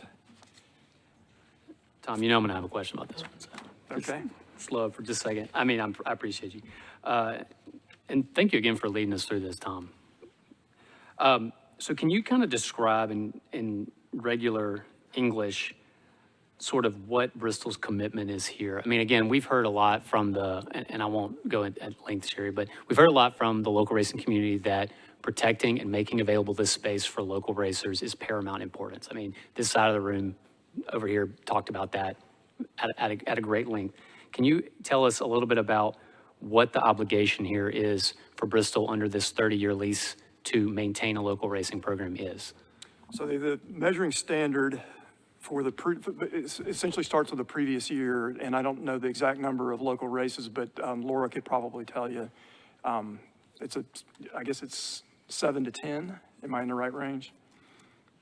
Yeah, 6, 7. Okay. Yes. So the commitment would be to protect that, at least that number going forward. And of course, as discussed in all of the work sessions, there's always this tension about programming it to make sure that you have the revenues coming in that you're hoping for, and also protecting the interests of the community. So there's some balance here that's reflected in this, but the idea is to make sure that the local racers don't get squeezed out. And the standard here, commercially reasonable efforts, not to get too legally honest, but for example, if we have a certain revenue threshold that we're trying to reach to make the bond payments in the pro forma, and it contemplates a couple thousand people attending a local race event, it's in the CSL report. If, for example, those numbers were not hit, would it be commercially reasonable for Bristol to move to a higher, potentially higher valued event? Well, it could be, but the commitment at the very last sentence is to, help make sure that we don't substantially reduce the number of events of the type that you have been hosting here. So yes, I mean, they may want to, if it were to happen, they might want to come to you and explore that possibility. But the idea now is we're gonna protect what we've got. And if they came to us, which I expect Bristol to work in good faith. They've said they're very interested in local racing. At least, you know, that is the plan. Obviously, when the facility goes up, the facts on the ground may change. But if they come to the Fair Board, what is our ability to sort of stop Bristol from pursuing a plan to move away from local racing as on those 6 or 7 race weekends? Well, you do have an approval right, though you just have to exercise it reasonably. And there could be multiple reasons, I would assume, and I'm not creative enough to think of all of them, but why Bristol might not be able to host the particular number in a year, like we have another COVID year or something like that. Obviously, that's not anybody's fault when that happens. It could be that, you know, you have weather events over the course of a year that make it unfeasible to have races when you had expected to, and some of them just don't happen in a particular year. But other than that, if they're coming to you in January of some particular year saying, hey, we only want to have 2 of those, and this is why, you have the right to say no. If, for example, Bristol came to us and said, we would like to forego 3 of these 7 local races in favor of higher commercially viable events, would it be reasonable for the Fair Board to say, no, you can't do that? I think it would be, since it's one of your commitments is to protect local racing and sort of the mix of things that the charter has in mind. And I think our local racing people will have a problem with that as well. I'm sure they would. Thank you. All right, a liquidated damages provision has been added to the next subparagraph or subparagraph having to do with violation of curfews. There's been an important subparagraph added, a new section B7, which also protects the fairgrounds against the possibility of an assertion of default or breach if Bristol's for some reason not able to schedule one of its events. Is that the same language we see in section 10BI, Romanet I? Romanet 1. No, this is actually slightly different. And the more important one, in my opinion, is in B7.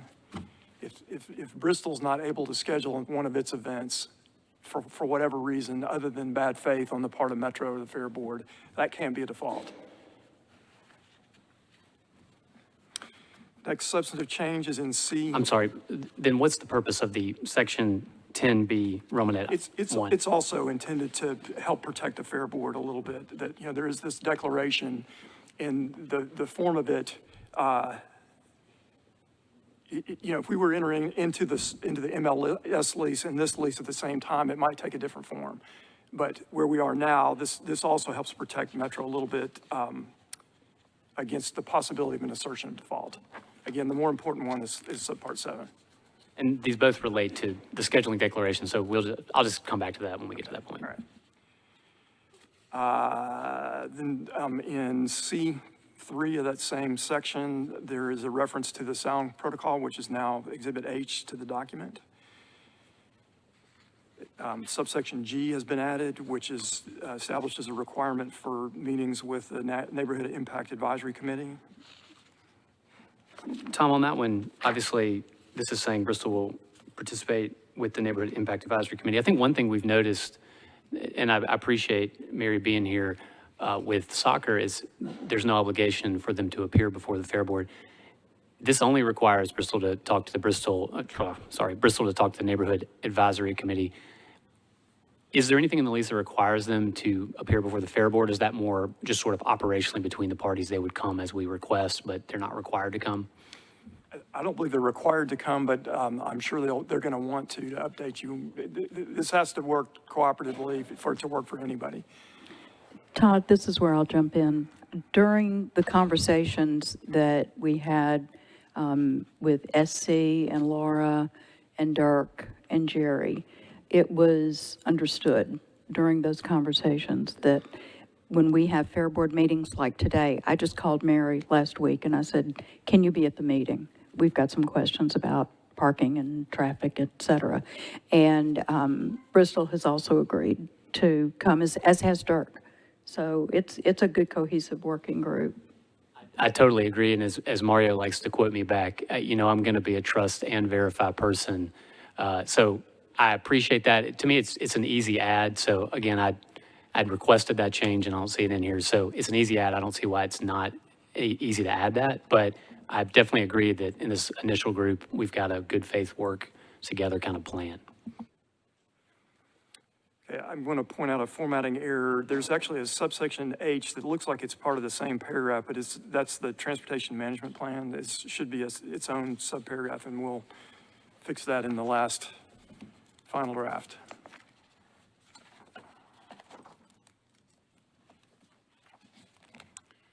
And I believe the next major change that we haven't already talked about, there's another anti-boycott provision added to this lease, but the next one is in subsection H, the sound mitigation protocol. And I hope that you've had a chance to look it over, and if you hadn't, you might want to take a quick look at it now. And both the chair and your executive director had a fair amount of input into this one, as did Bristol. As well as the engineer, Mr. Wrightson. We collaborated with him pretty extensively.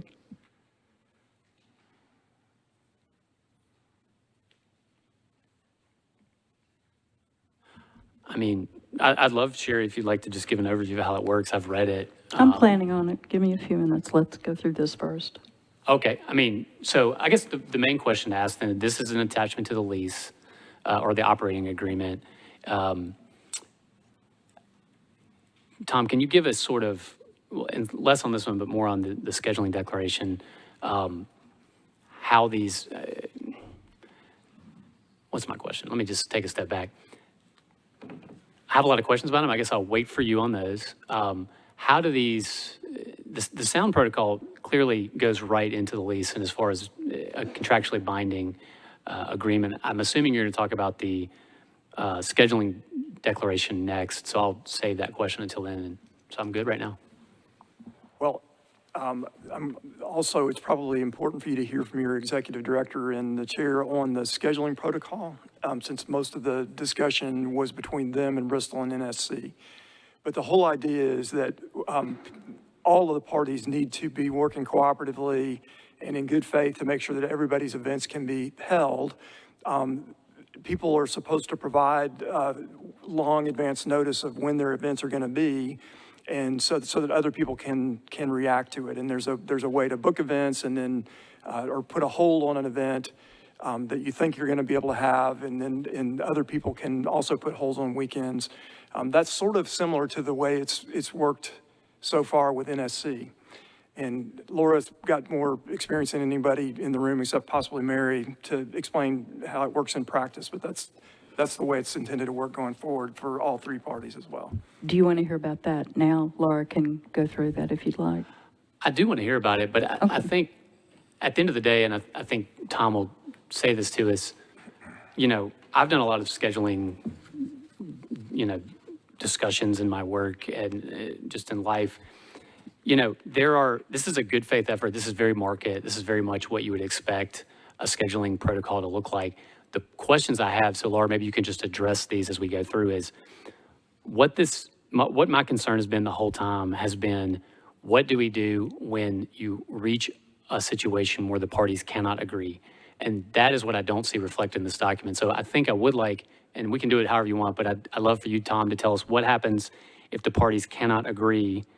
What does this fall back into? Well, as far as Bristol goes, we have protection in the document, as we just noted, that their inability to schedule an event is not a breach on our part. So for the set of documents you have before you today, I'm comfortable that we're adequately protected there. And we are relying on good faith of the parties. NSC has been an excellent partner from the fairgrounds, from what I understand, in scheduling their events. And, over the course of 30 years, is it possible that situation is going to come up? It is, but you are protecting yourself against the one in the documents before you today. So another way to say that is, your opinion is, what this document does is that being Laura, can go to Bristol and can say, this date is not allowed. And if they do not agree, then that is the deal. She would have to have a good faith reason for doing so. There would have to be an irresolvable conflict, and we would expect there to be very few of those. But if there's an event that has to take place, they've agreed that can't be a breach on our part. And we also have the authority, I mean, they control the site though, so we have the authority to stop them from having the event on that day. Well, it would depend. There might not be events that, it's hard to imagine what event they couldn't schedule. It just might not be optimal for all parties. Could you have a soccer game and a race at the same time? Maybe you could. There obviously would be parking problems and noise problems, and it just wouldn't work, and nobody would ever do it again after that first time. But all the parties, there's nothing, and again, there's no blame being cast here. It's just, this does not protect against that potential eventuality of having, or potentiality of having two competing events on the same day. In fact, that might be a positive. We might seek that because we could have synergies between two events at the same time. That is something that is possible under the scheduling declaration. It is. Okay. Any other questions right now? We can move on. Assuming we're going to come back to the scheduling declaration, I'm fine with that. We'll come back to scheduling and we'll come back to sound. Those are, other than changes that I've mentioned early in this about, dates, blanks, exhibits, and a few places where we clarified who among the metropolitan government and the Fair Board was the decision maker. That's it for substantive changes. If you saw others or other things that in going through the documents yourselves that you have questions about, I'll be happy to take a look at them, but that's kind of the high level look through the red lines. And just to confirm, Tom, and I think this is right, but obviously I know Jasper submitted some amendments. I submitted a lot of amendments. Let's just be honest. I submitted a lot of amendments, probably more than anybody else. Those are presented to Bristol. These are the ones that they've accepted in the document, and there's been no further negotiation between the parties beyond that. It's just, these are what they've accepted of the group we sent over. I want to clarify that they made some changes in response to issues raised by members of the board, and then those are reflected here. But I also made some changes. I had a hand in the drafting the sound protocol, for example, in adding that language about protecting Metro from an allegation of breach. There were a few others that we added as well. Some of them relating to questions that the board had raised, but mostly just to make sure that the documents had been tightened up. Bristol made some changes in response to things that it heard from the Fair Board, and they're here tonight, and they can, I'm sure, explain their reasoning on those. Additionally, if you look at the amendment list, I'll call you in a minute. If you look at the amendment list, you'll see all the requests. I think there were 76 requests. And you'll identify on column A, where the note tab is, that it specifies what the outcome was and what was amended. If it wasn't amended, in some cases, why it wasn't amended. And whether it was legally or operationally or, whatever the reason was, it's on that list in most cases. I certainly agree with you. I'm not going to say it's how the characterization of, that's the characterization, I'm assuming, well, I should ask you that question. Did that characterization come from Bristol, or was that a sort of collaborative effort, or how are those calculated? All of the above. Okay. It was a mixed bag. Because I certainly think there are certainly many, again, why am I harping on this? Because again, to me, you guys know how I feel. I think this is a probably revenue positive deal that has a lot of neighborhood impact. I think we've heard from that side of the room that there's a lot of concern about neighborhood impact, which is what a lot of my amendments were seeking to resolve. And they just weren't all incorporated in the document, which means to me, those risks are still out there. They still exist. And I certainly hear back, on the amendment list, these are the ones we've accepted, these are the ones we haven't. To me, when reading my list, the majority of what I've asked for is not incorporated in this revised document. Jasper? Yeah, so I actually would say that I almost have a different experience, because when I submitted my amendments, I had discussion about my particular amendments with both parties, with Bristol and with Metro Legal, about my different amendments, and we discussed, why certain things could not take place. And a lot of it has to do with our state laws. Precludes us from doing certain things and then having certain things in writing. As we've seen over the last few weeks, we are governed by a particular, some folks that don't necessarily have our best interests in mind, and this will also tie our hands in certain things. And that was one, but I do see that there were some things. I think I asked for $100,000 penalty for noise and curfew violations, but we negotiated to like 10,000, or 20, and with increases every year. If we take a look at certain things, if we go back and say, okay, well, they've had too many violations, maybe we need to up this, it gives us the opportunity to come back. So I would caution to say that some of the amendments were not discussed. I don't know, because I pressed the button a little bit too many times, that people feel obligated to answer my questions. But and also to sit down and to talk about these the amendments, and also to say that this isn't the end. There will be. I think we're all on the board for the next. I'm here at least until 2027. Is the schedule.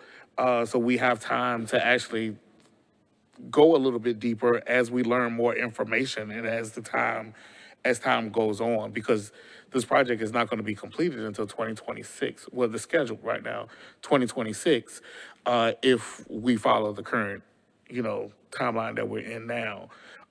So I just think that it's just caution, like we've heard from, and all of my amendments came from the community people, and I've, communicated with them that I've submitted these amendments, but then also I came back and I went back and explained to them why certain things we couldn't go as far as what people would like us to go sometimes, because our hands are sort of tied in some instances.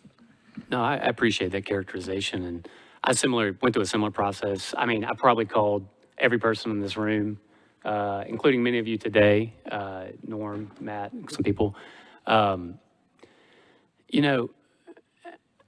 didn't have the same experience. I don't, and just frankly, as a longtime transactional lawyer, a lot of the things in here are not anything that have to do with state law. They're business terms that are just parts of the deal that could be negotiated. So I certainly, similarly, I appreciate that, and I'm glad that you had a positive experience when I met with the various parties and we discussed and negotiated these points.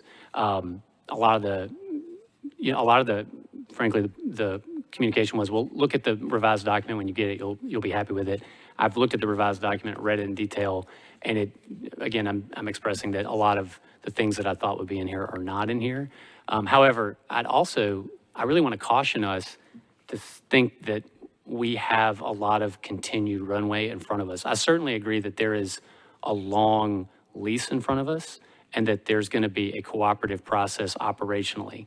But these documents, once they're signed, there is no leverage to renegotiate or amend anything in this. So this is our moment of leverage right now, where we have to put in the things that we think need to be in the deal. I think there'll be a lot of learnings operationally, but things like curfews, oversight, things like stronger protections for the local racing community, things like making a really firm scheduling declaration. I feel like now is the time of leverage on that.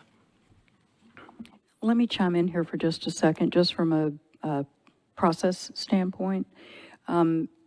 Whether we vote this up or vote this down tonight and it goes to council, they have opportunity to amend this further and work can continue. So this does not end tonight.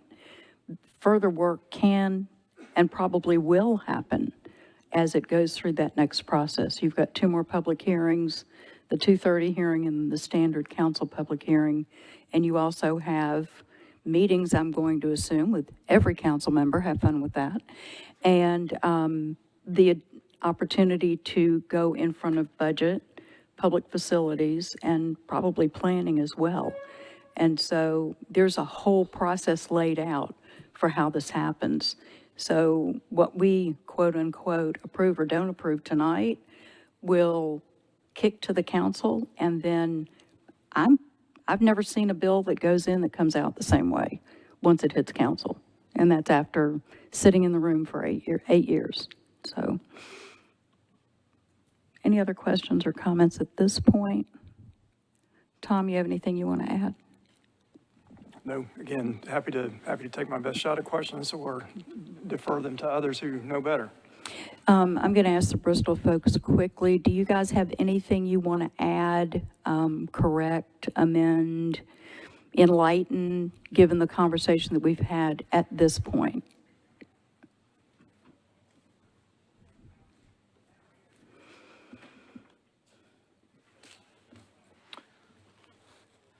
Hello, John Cooper with Holland and Knight here on behalf of Bristol. As has been discussed repeatedly, this was a very heavily negotiated deal. It was very heavily negotiated before we brought it to the Fair Board. We felt at the time that we were bringing an extremely fair deal for Metro and for the board.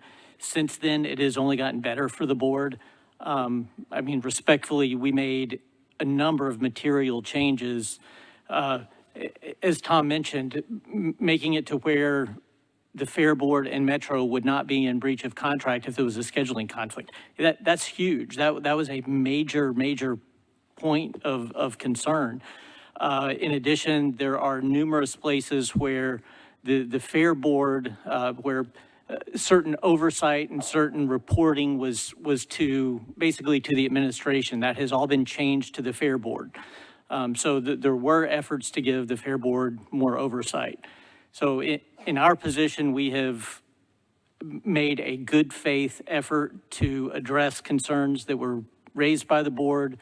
We have done our best to address the ones that we, from a business standpoint, can address. And we respectfully request that you vote in favor of the deal as Mr. Cross has presented. Thank you. Okay, so Laura, I'm sorry. As you just went through process, as you say, it goes through these different steps after tonight.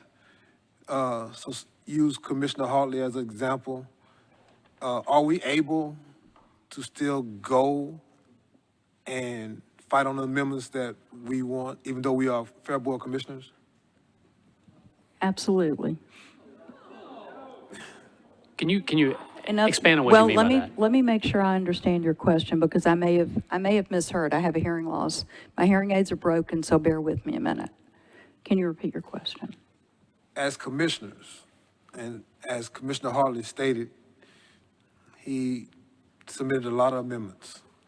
On the next steps after tonight, is he, as a Fair Board commissioner, can he go and fight on those amendments? Can he fight on what? The amendments that he's making. It would be my recommendation that any Fair Board commissioner that wants to engage with the Metro Council is welcome, like anybody else in the room, is welcome to come and meet in any committee. There are opportunities in every committee meeting for the public to speak on either side. There are opportunities to sit in on any meeting, because they're all public, and to offer your 2 cents in any committee meeting. And I think that's because not only are we Fair Board commissioners, but we're also residents of the community. Contrary to popular belief, I think 4 out of the 5 commissioners actually live within a mile of this property. So we are also your neighbors, and so we have every right to go in and still seek the amendments, because that's what I plan to do. There were a couple of them I've spoken with my council member, and also spoke to a couple of other council members, and said that I want you to take a look at this and see if this is something that you'll be willing to to take the back, because I was unable to get it done. But is it fair You guys, hey guys, wait a minute. We're in the middle of a meeting, and I will clear the room if you don't stop interrupting. That's for both sides. Let us conduct our business. Go ahead. No, that's great. Thank you. And again, Anthony, I think certainly as a public citizen, we can continue to invest in the process, and we should. We're more knowledgeable of this deal than most people. I think it's fair to say, and if anybody disagrees, please tell me, that our formal role in the process would be completed as the Fair Board. There will be continued role for the Speedway Oversight Committee, and certain parts of the development would come back to us. But I don't believe we'll have a formal role in modifying these documents after we take a vote on it. But obviously, if I'm missing something, definitely jump in. No, but it's the process of government, and if you're involved in the legislative process, you understand that it is much like making sausage. It doesn't just stop here. You have to keep going until it actually gets to the desk and signed. Nothing is done until the president signs it. And so when you're going through those processes, there are going to be modifications no matter what, just this deal or any other deal. And so, yes, as a commissioner, we will be formally, but it is okay to keep pushing. And the reason why you keep pushing is because you don't know what could potentially happen. And it may not happen now, but it could happen tomorrow, and our process is to just, it is the legislative process, and for those people who, may not necessarily understand what the legislative process is, this is part of it. Commissioner Avila, did you have, or Mario, did you have something? Yeah, I just wanted to, I think we're all saying the same thing. And so what I would like to say, and hopefully we can agree to, is that yes, we will have a voice just like any other resident of the county, but it stops there. So we could have and ask our council people to hear our issues or concerns, but it stops at that, and there's no more authority that we have in changing the current agreement. I think that we sit in a unique set of chairs, and it's a unique set of chairs that are going to have the deepest dive into this. And I fully believe that, well, I know from talking to council members that they are going to ask that we be there to answer questions, to listen to their debate, to offer clarity. And so we've got, I think, I know we have a louder voice than most. I agree, but outside of a loud voice, we don't have any authority. The authority we have is tonight. Tonight. Thank you.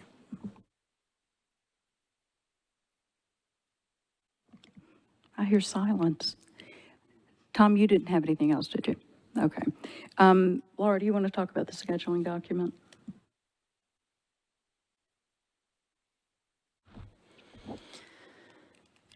So we spent a great deal of time with all campus partners to talk about the collaboration that needs to happen with scheduling to make sure that we are able to do the events that we have done that are protected, as well as adding the events from our campus partners. So the document that has been shared with you summarizes what we're currently doing and kind of reduces that to writing. So we have developed a good method to campus scheduling with Walsh or Nashville SC at this point. We do maintain the campus calendar, sharing that for all the campus partners to look at as events come up. We have a couple dates that are already established in operating term sheets with Nashville SC, and we certainly will continue to abide by those.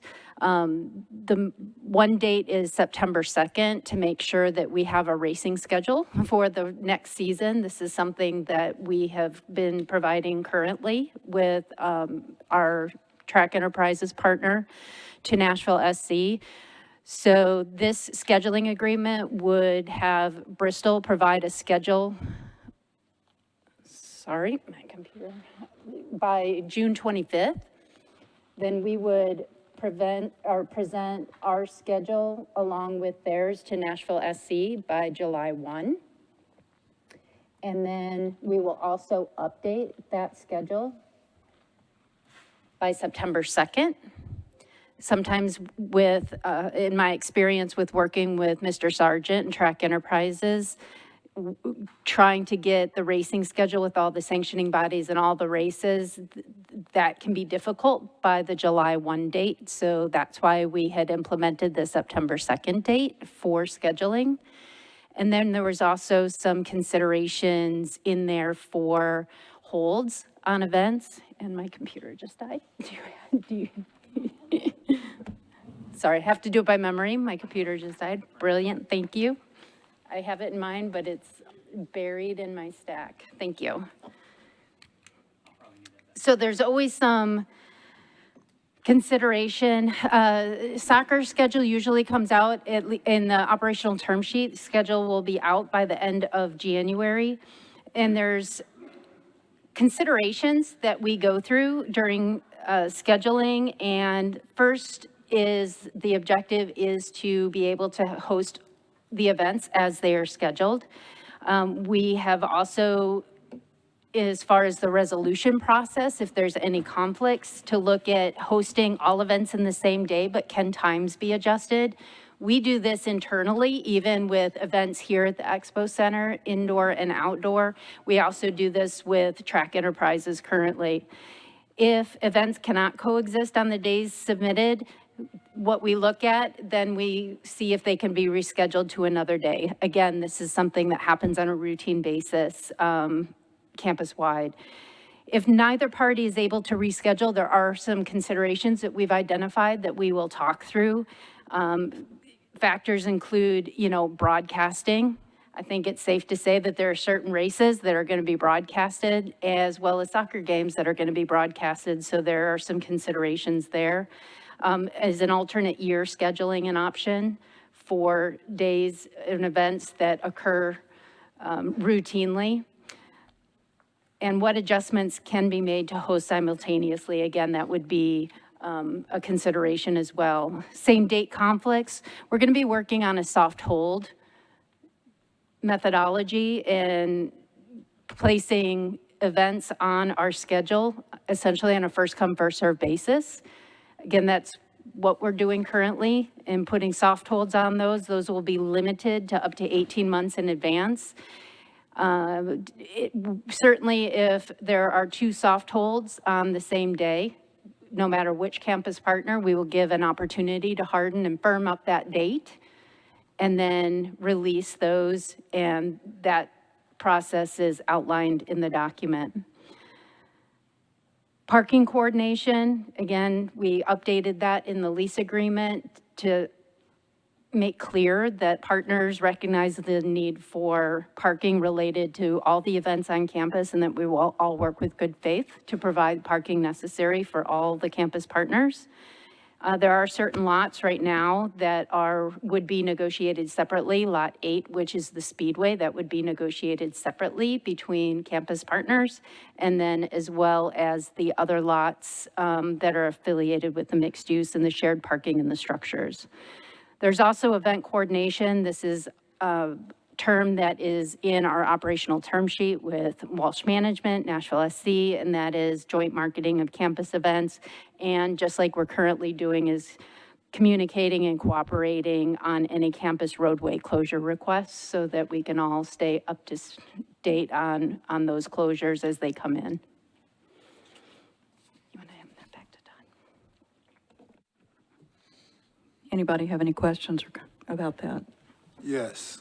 So if the Bristol deal is approved, when will Bristol start taking part in the scheduling? Once the facility is complete or before then? Well, I would anticipate probably before then, because they would be working with, they'd probably have an idea by that time of. So I think Jasper just said 2026 will be completion if it goes according to plan from this point forward. Are we And then looking the at council- 2026? So if we're looking at 2026, what I'm saying is like for the schedule for, do we have the local racing schedule for 2024 already?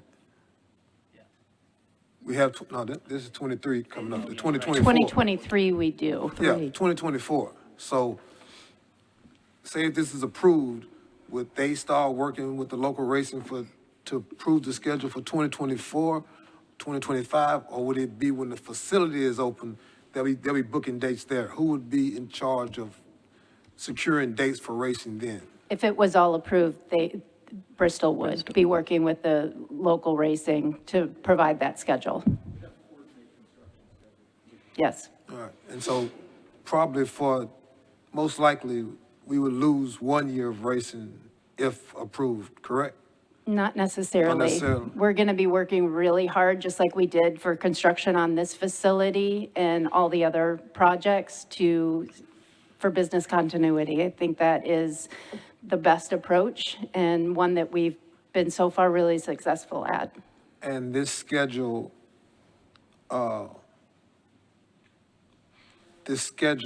creed y'all have, did we start on this year? Was this put in place for this year, or we just had it formatted for this point going forward? Are you talking about this document? Yes. This is a standard operating procedure. This reflects what we're currently doing with Walsh Management and the soccer. So we started this at the beginning of last season, so this is year 2. And we continue to learn and refine as we go along. Can you give us example of this past year, how it went?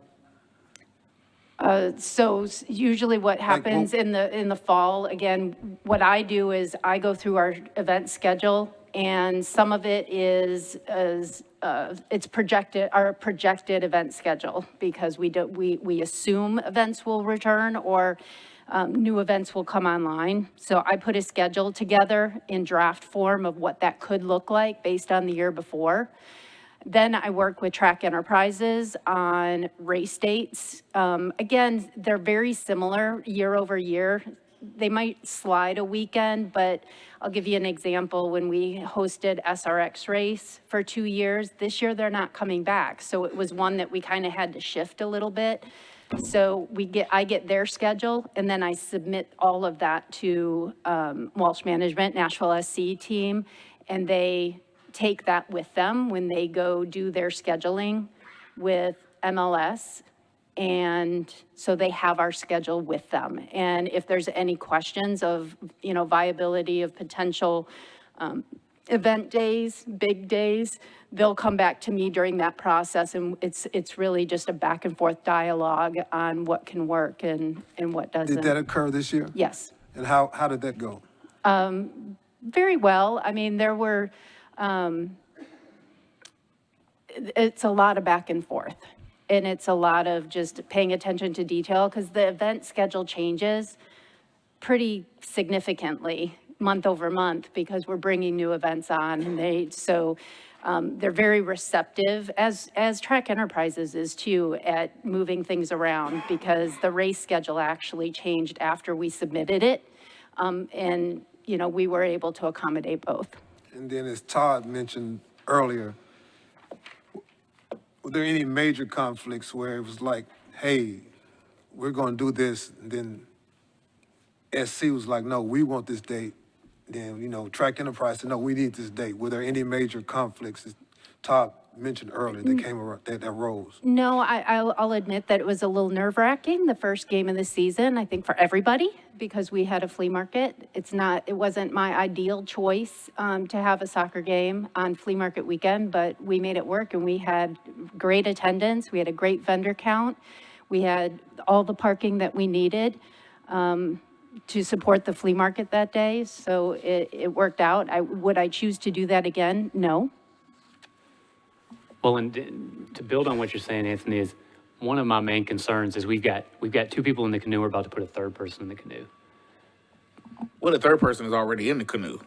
We added people, while the people that were supposed to be in the canoe was sitting on the bank waiting for us to, say all aboard, but we left them and put other people in the canoe. So those people were already there.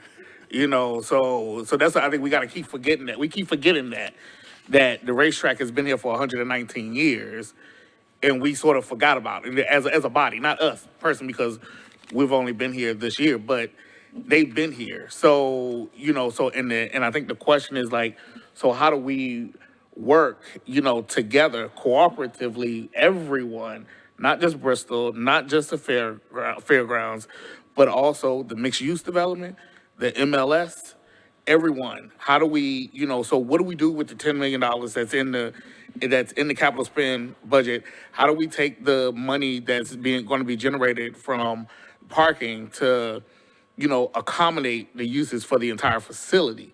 So it's not just the racetrack, but we also have large scale events that we host here in these three expos these three expos could hold how many thousands of people together if we were to do an event with all three.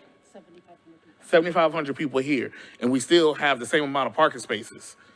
So we need to think about it from our standpoint as well. What we can do to improve, some of the parking situation and the traffic situation, because we have events as well. And hopefully that can come out with, if we start looking at the money that's going to be generated for parking, could that go off into a pot in which we could build a structure? Maybe we could buy, but we should have thought about that before we added all these other people in the canoe while our original passengers were kindly waiting to the side and hoping not to be left behind. I think you've got a fair point there, Jasper, and nobody disputes. I'm the number one person to say, like, we need to make sure we take care of our local racers that have been here for a long time. But this is an extended, we can be unhappy that we did not contemplate doing a larger racetrack when we did soccer, but we have a large soccer facility, and now we're going to have a larger racetrack facility that's going to have more people than we did earlier. So I take your fair point that maybe like one of the persons was already on the bank, but there's like 400,000 more people that are also on the bank. So, that's kind of how I see it with the scheduling is we're adding more uses. So on the 25th, when there's flea market and the soccer match, how do you see that? Just saying we have great weather. March 25th, we should have good weather. Maybe knock on wood somewhere, but there's some wood somewhere. But how do you foresee that?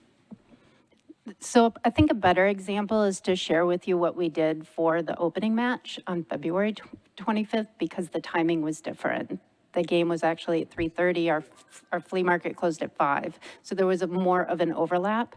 So what we did with that game is Nashville SC agreed to shorten the time that the campus was open. Generally, they'll open, if there's no other events here, 4 hours before the game time, but that was shortened significantly so that there was less of an overlap.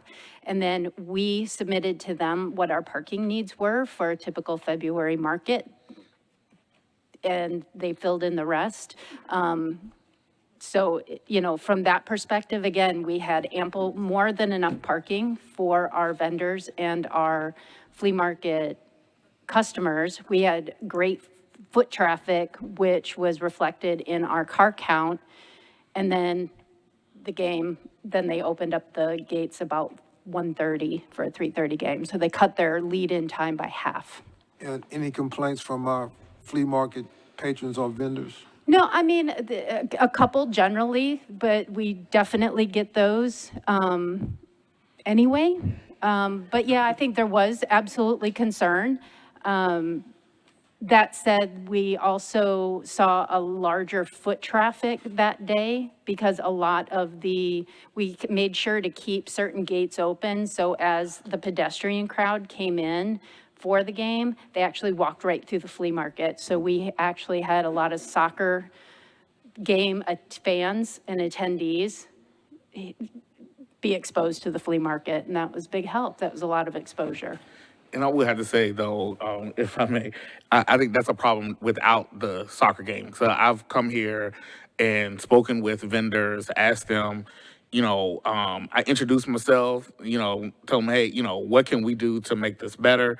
And one of the main issues that we have is parking, and that was on non-game days. So that's why I said it's on us as a body to think about, how we can fix this parking, because there's some people, I heard from one vendor, she said this is the only time that she makes money is coming to the flea market. And she has clients that are texting her saying, well, she has to park, they have to park too far away. And so she's losing business, and so that's why I say it's not just, we can't put it all on Bristol. Like, and yes, they have come to the table, and they've actually, the reason why we have this document is because they work to produce, and help, and they said, yes, we not hearing it on the other side, so it's going to take everybody to come, and to fix it. So it's not just a first day, it was on any day. Like I've come here for racing and talk and spoken with the people, the attendees for racing, and talked to some of the racers, and asked them, what can we do to improve, so just I've come in for I came here for the black market, the same thing, asked people like, what can we do to improve the air, to improve your experience, and everyone is saying the same thing. So we have to get on board, with that. And we are making some strides with the improved WeGo bus, station that's being put out here, the transit. There's been some very positive conversations with Department of Transportation, around improving access to the facility, and I think we're going to have to stay on track with that. So not just parking, but also, other transportation options to get people here to the facility in the long term that we can work on over the next couple of years. Todd. Thank you. And I don't want to cut you off, Anthony. Okay. So these are kind of technical points that I want to ask, and definitely, Laura, your opinion, and Tom, chime in if I'm off base. So on the point of parking, we've acknowledged that number one, I should say, I appreciate the work here. This is like a goal to make a good faith effort, but ultimately, as I've mentioned, my concern is we could have competing events that would overburden the site. I mean, everybody sees that. So we have the potentiality that we could have, tell me if I'm wrong about this, Laura. We could have Bristol declare one of its significant event weeks, and we could also have soccer have a soccer match on the same day. That is potentially foreseeable. My question is, in that scenario, we have promised the parking areas to both of our tenants at the same time, and the revenue that generates from those parking areas at the same time. How do we resolve that conflict? Obviously, we can say we would just work it out, but aren't we giving the same asset away twice? There's not a revenue share during the significant event weeks. They retain all of the revenue from all of the significant week areas, which includes all parking areas. Okay, let me ask a question of them. In the event that we know that there's a conflict between a race day and a soccer event, would you ever have a race on the same day as a soccer event? Can you come over to the microphone? The answer is no. What? What's that? Go ahead. Your point, Sherry, is that what I'm describing is a relatively unlikely scenario. I agree with that. But we need to hear it. Right. Yeah, but the point I'm getting at is, it's trust, but trust and verify. It's trust and verify. Like, we have the opportunity to avoid two significant events at the same time here. If Bristol wanted to bind itself, we could have done that. And again, no disrespect to the work of negotiation, but we didn't reach that point. And I'm concerned that we have inconsistent obligations because we've sold the same parking asset to two tenants that can both claim it on the same day. But So the answer is no, it wouldn't happen. And part of the reason it would happen is because speedway events are being submitted through Laura, and race events are protected, correct me if I'm wrong, Laura, as a historic event that takes place. They're going to be on the list, so you're not going to conflict. I mean, that's the process that we have put in place over the last 2 years, is that the race schedule gets submitted with our draft or projected event schedule for the upcoming year. Right. And Then Nashville SC takes that with them to their because their scheduling is a much longer process with MLS. I mean, I definitely respect that that would be the goal. And I mean, I'm in the business of scheduling TV events as well. And I know that it is impossible. And it's not Bristol that would be our problem. It'd be NBC versus Apple TV, and they both won on the same day. That would be the problem. And that's what I'm concerned about is we believe the parties would work in good faith, but they could be pushed by their broadcast partners to certain days. They could be on the same day. I've read this. There's nothing in this that prevents a potential conflict. All it says is the parties will agree to agree. And what I'm getting at is, in that situation, we've then given the parking to two of our tenants at the same time. I mean, I guess at that point, we could work out a revenue share, but the point is that's not what the document says right now. Well, sorry, but what I believe though is that I think what we see in documentation and what we've heard is that first Bristol Motors events will be submitted first. So they will have their dates in first. The next will be soccer because of their process. And so the question would be, being that soccer already has seen the schedule of the dates that Bristol want, and if they come back and say, oh no, we need to have this date, what is the process? How will soccer handle that ask, knowing that auto racing is in our charter under section 11.602? Well, and they've told us, they said right here that they will agree to exercise good faith as to not intentionally obstruct business or operations, but with the full intent to maximize everyone's use and access to the campus subject to existing agreements. What they are saying, and I think, again, I'm not saying the parties aren't going to work together. I'm saying what this says that they're going to maximize their lease opportunities, which means they can say no to a date. That's what it says. And we have a system in place in the scheduling document insofar as how to handle a conflict. If you look at the document, and my computer died, so I don't have mine in front of me, but if you look at the document, we have a mechanism in place to look at alternate years. We have a mechanism in place to look at alternate dates. We have a mechanism in place to have ongoing communication. There is a system in place to make this work. The other reason you'd never do it is it would just be a nightmare. You wouldn't do it. If it happened, it would happen one time and no one would do it again because their fans and neighborhood would be up in arms. The Fair Board probably wouldn't let you do it. Yeah. The Fair Board would not have control, but I'm happy to move on. I think I've made my point. And the point is, at the end of the day, if there's an unresolvable conflict, all this says is the parties will agree to agree. It doesn't say how. There's no one who has a trump card here. So unfortunately, I don't think that's sufficient for me. And I'm happy to move on. I've made my point.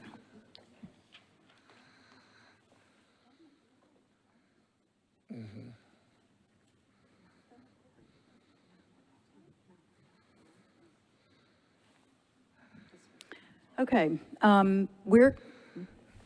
John? I'll again go back to Mr. Cross's fantastic negotiating skills in beating us down on this default issue with the scheduling. That's what I kept asking. I mean, if let's just say that MLS is not reasonable and doesn't act in good faith, Bristol's the one that gets hosed in that case because Bristol would have no remedy against the Fair Board to say you're in default and you're in breach of this contract. So as Jerry said, this just would not happen. I mean, I understand the issue, but I just think it's not material now that we have agreed to not hold the board or Metro in default. Okay, do you want to move to sound? I'm happy to move on. Thank you. Okay. Well, then, given that, Mario, do you have anything you want to add at this point? Okay, we're going to take a 5-minute break, as I have just been requested to do by my colleagues. So we will have a 5-minute break.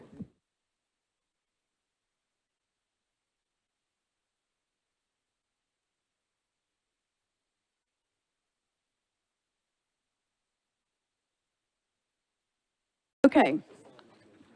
So everybody brings their own personal career to the table. Mine's sound.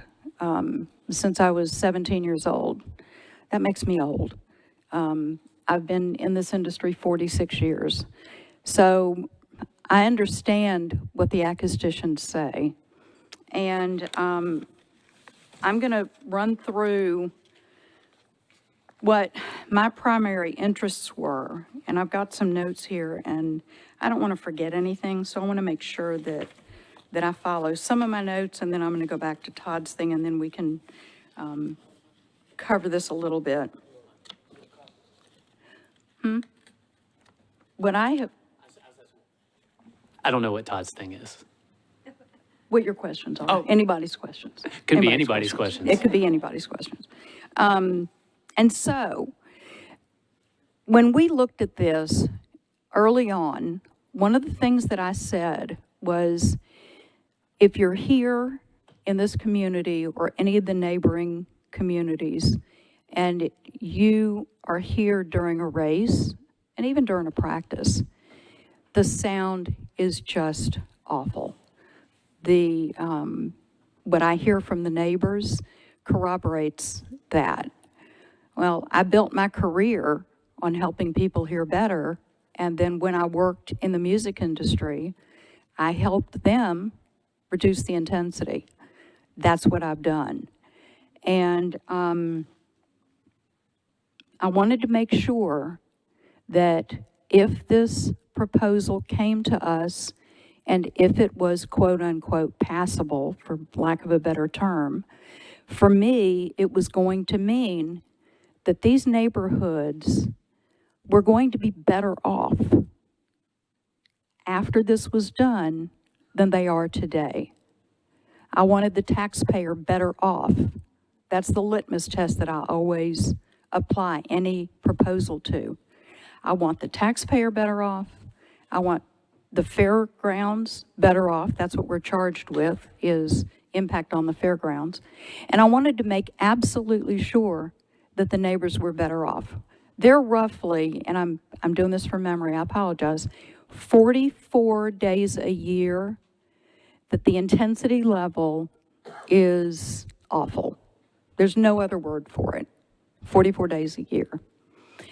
And that's, when you consider X number of days a month, that's a lot of time to have to listen to these intensities, which is why I was so determined that we were going to sit down with the acoustician and make absolutely sure that the experts, not the armchair quarterbacks, but the experts, gave us a plan that we could tool to make sure was going to be to the benefit of the racers, of the staff, of the attendees, the spectators, and most importantly, the innocent bystanders is what I'll call them, and that's the neighbors that live in proximity, and I wanted them to be better off.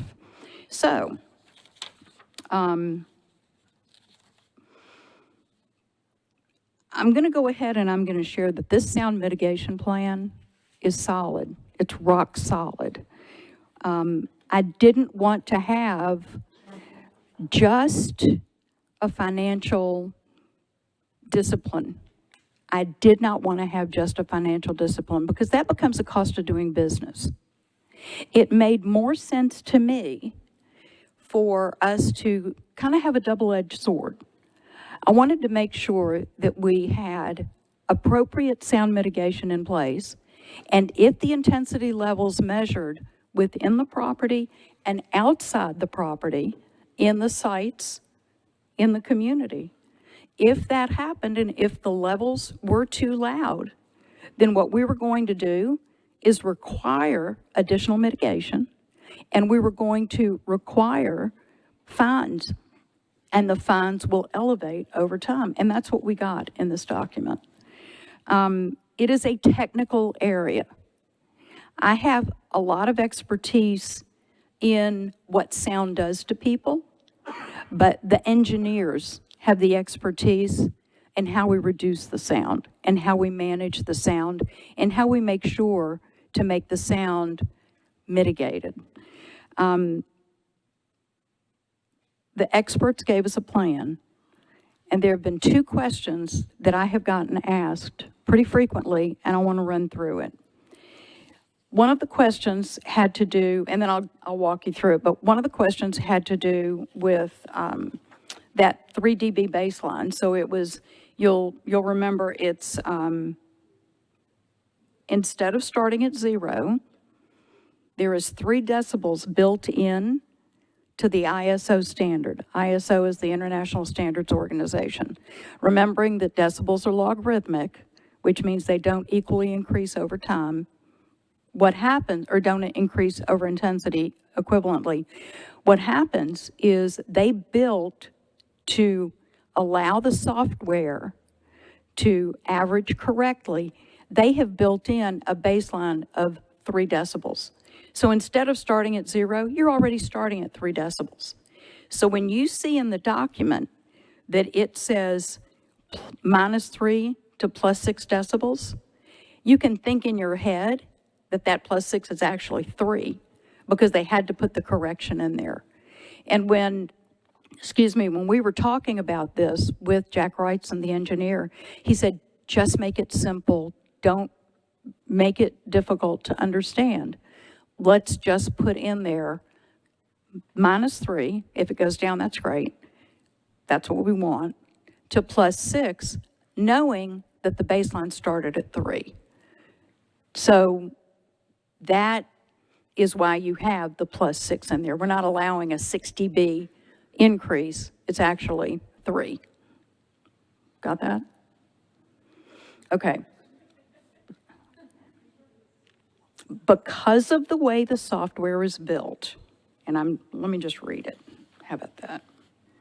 We're making it practical to recognize and account for the resolution in the software. So instead of the baseline being 0, the baseline is 3. And that accounts for the logarithmic scale and the ISO standard. It just recognizes the software resolution. Was that an easier way to say it? And where do we see the baseline as 3? I don't see that in this document. Is it in the Wright and Johnson report, or am I missing it in this document? It was in here. Hang on. I see that a baseline will be created. I don't see. Tom, did y'all take it out? Because it was there. It's based on 6. An exceedance is. Oh, the 6 is exceeding 6. There it is. So it's in number 4. So help me understand what. So it should say -3 to +6. Okay, That's. This version was vetted by Mr. Wrightson, I believe. He got it? So Okay. Okay, that's fine then. Understood it. So he changed it to 6 dB. So the engineer took out the -3 to keep people from being confused and just said the 6 dB has the 3 decibels already in it. And I think I'm understanding you to say, you wanted to make that explicit in the document. It's implicit in the software used to create the sound monitoring. Correct. And the engineer that we hired took that out and just went back to the 6 dB. Correct. Are we bound to use that software? I mean, how confident do you feel not having that in there since you wanted it in there in the first place? It's fine. It's the international standard. So it's what the acousticians have to use. And that's the way this is built, because this is not going to be run by Bristol. The tests will not be run by Bristol. The tests will not be run by Metro. The tests are going to be run by the acousticians, by the engineers. And that is the standard by which measurements are driven. Let me go further. Okay, go ahead. Go ahead. Let me go further. In terms of what we did for the measurements to make sure everything is right, this is divided into 2 sections. After completion of the speedway improvements, and then after completion of the campus improvements. So we're looking at this not once but twice. And if the measurements exceed the level that we have deemed appropriate, if they are exceeded at any of the 5 sites, then not only do additional sound mitigation measures have to happen, we also have the clawback of the $10,000, which will elevate by 10% for subsequent violations. We have the same thing in place for after completing the campus improvements. So we doubled up on the protection for the property and for the neighborhood. Now you got questions? What's the current levels based off the loudest race we had last year? Sound. If Bob was here to give us the levels at local racing, that would be fabulous. But you said Bob, it- is he here? No, But you said they were just horrible. it's awful. It's awful.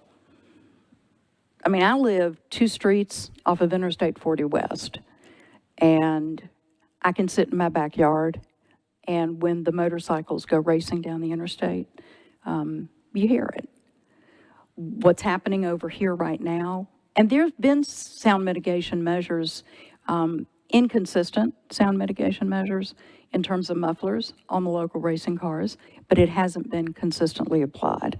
I think we're seeing more of it now than we were before, but without the sound walls, without the buildings, without the other methodologies in place to reduce the intensity, it's bad. And that's what my greatest fear is. If, let's just say this goes away, and let's look at the document that was provided to us by Scott Elkins. And when they looked at the sound mitigation and when they looked at the expenses for us to bring the property up to standards, to be ADA compliant, to be safe for our other visitors, we were looking, I believe, at like $41 million. I think it was $41.6 million. If Metro can't find the wherewithal to authorize that money, then the neighbors are no better off if this proposal fails. They are no better off. And that's my greatest fear. I want to make absolutely sure that if we're going to fix this property, and if we're going to give this property what it needs, then we're going to do it so that everybody benefits, especially the people that have been subjected to the noise for so long. And that's my biggest concern. Let me see if I got anything I else. have a question. Yeah. So the sound protocols that we're taking out, are those, do they also apply to the soccer stadium? I mean, because, right now, yes, the soccer match is about 80, 90 decibels, but a rock concert is usually around 120. So of probably a racetrack. So are they held to the same, would they be held to the same standards of the sound protocol on those evenings? There's language in our operational term sheet in regards to concert decibels and monitoring those, which Nashville SC is responsible for monitoring the sound levels of those events and then reporting those to the Fair Board.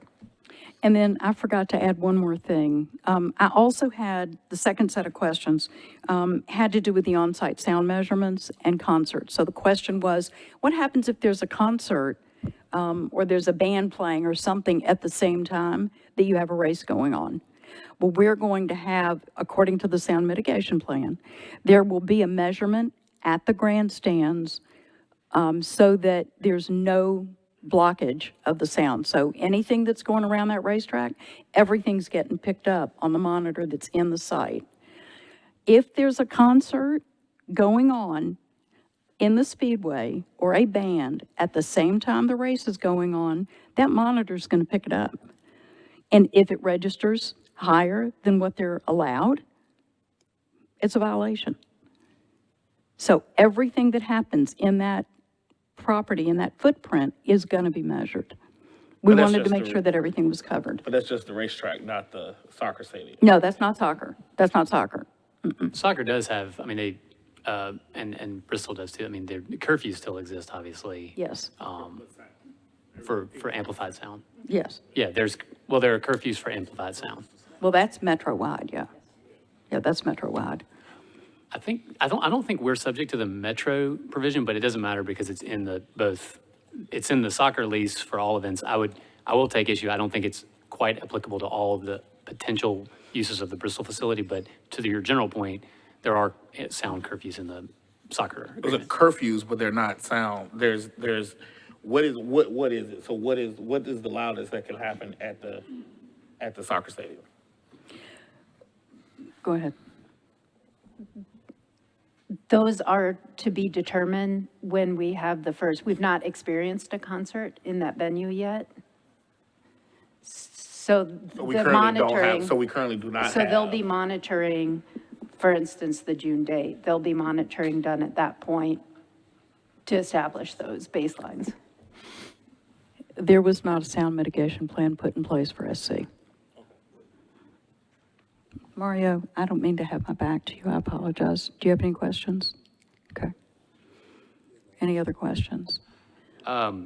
Just, I did have a question about the 60B, and I apologize because you explained it twice. Can you just explain it to me one more time? Yes. What I'm trying to figure out is, let me tell you what I read, and you can tell me if I'm not interpreting this correctly. I read Okay. this as we take basically a baseline measurement, we then do ongoing measurement against the baseline measurement, and if more than a 6 dBA sort of span is reached, then the sound mitigation goes into effect.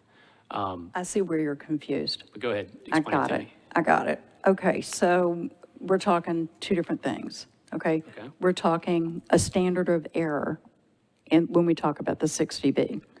So let's put that on a shelf just a minute. In this original sound study that was done by Jack Wrightson's group, they had 5 locations in the community, and measurements were applied, and then they went in and they said the computer modeling based on the structures that are going to be on site, the computer modeling referenced specific intensity levels at the 5 community sites, okay? So what we said was, that's great. We don't want it to be any louder than what was in those 5 sites, right? What we decided was actually, it was Jack's recommendation, was that why don't we measure in the grandstand, in the footprint of the speedway, at the same time we're measuring 5 sites and get a correlation between the intensity inside and what it equates to outside. And we want to make sure that those measurements are consistent with the projections. And that's that first set of studies. Then let's go back to the standard of error, okay? What we have said is because of things like additional traffic or something that may be happening in the neighborhood that's just somebody has a big party across the street and it's non-speedway related, but it's in the air and it causes the number to go up, we have to account for that. You have to account for weather. You have to account for ambient noise. So when you put that margin of error in there, that's what you're accounting for. And the way that the dosimeters and the sound level meters register the sounds, they're doing it based on a standard, because every measurement that you have has to have a standard for an apples to apples comparison. And because it's logarithmic and because the software is driven through a logarithmic scale, the hard and fast solid number starts in, and this is a software calculation. This isn't this is not a random number. It is a software calculation that instead of starting at the floor being 0, the floor is actually 3. And why is that? Because it's the logarithm and you don't want me to go there. It's because the change between 0 and 3 is so small that it's like almost de minimis, like it just kind of goes away. So the softest sound that a human ear can hear Starts at like 3. it starts at 0, Uh-huh. but it grows exponentially. Right. So 25 decibels is the loudness of a whisper. 65 is the loudness of normal conversational speech, but 140 is a jet plane. That's a pretty close, when you think about it, that's a pretty close range. And when you think about what you're hearing between a whisper and a 140 decibel jet plane taking off next to your head, that is a wide range. And you think that sound is measured based on the pressure that it takes to move the eardrum. And I know I'm getting in the weeds and I'm sorry, but it's based on the pressure to move the eardrum. So when you're talking logarithms, you're talking sound pressure level, decibels in sound pressure level, human hearing in sound pressure level. And that has to be converted in the software so that you and I can understand that instead of it being 85 dBA, and A is the rating that we use for listening of humans, that if that sound, we expect it to be 85, and it's 87, you're within your scope. If it's 90, you're still within your scope because that drops it back to 87 because of the 3 dB that's already built in. So thank you for working with me on this. That's okay. It's not my expertise. So is it fair to say, should we think about that first 3 as essentially just, you disregard it because it's not material, essentially? Right. Okay, I got it. It's a built-in. So when we look at this 6 dBA, how would you characterize, I mean, I think, you've probably heard the same concerns in the community about like that appears to be a large range. How would you characterize that range in practical terms? Would that be like a lawnmower versus what's something louder than a lawnmower? It's not even close. No, like I'm trying to figure out like when you go that 6 dBA or 3 dBA after taking the first 3 out, how is the sound changing from a perception point of view? So let's go back to the best example I can give you, and the best way to explain it would be an analogy. If I'm talking just like this, that's a whisper, and that's 25. Think about what 3 is, barely perceptible. If you go to take a hearing test, and you're trying to get down like this, and like this, and like this, like this, you're barely gonna hear that. When you have 10 race cars, and each race car increases the sound, you don't add 3 dB times 10. It doesn't become a 30 dB increase. The first 2 increase by 3 because you've increased the sound pressure. Then each other car on the track adds 1. So another way to characterize this, and again, we're relying on your expertise here, is you would characterize this as essentially almost no margin because it's so close to the baseline. There is not a lot of margin of error for them. It needs to pretty well match up to the projection of what was given. And that was, there was a reason for that. Because we're trying to protect. When you do a sound mitigation plan, you're trying to protect people. You're trying to make sure that the enforcement and the accountability measures are in place. And that's why we did it the way we did it. And I'm sorry if it's confusing, but it's confusing. It's very helpful. I think I had 2 other questions about sound. I certainly don't want to jump anybody else, but I'll just go ahead. So I see we've got Bristol choosing an engineering firm that's subject to our approval not to be unreasonably held or delayed. How do we envision that happening? I guess, these guys are experts. I'm sure they've got some level of professional, independence that they have to bring to the table, but that's a fairly low bar for us to be able to say no to a particular firm. Are you confident that in the independence of whoever is chosen? And I'll tell you why. This firm that was chosen by me, I was given the list, and I vetted the list, and I chose the engineer because I wanted somebody that had some experience in not only racing, but had experience that was more broad-based, that had looked at concerts, that had looked at different types of venues, because I thought it was important to have somebody that understood the scope of what this property potential was. And he's been really good to work with. My hope would be is that this is the firm that would complete the engineering studies from a continuity standpoint. And my only other one is, again, you gave us this document from, which I don't have anymore in front of me, but that Jerry passed out, is talk about muffler use. Obviously, Let me read that. Go Let me ahead. read it. Yeah.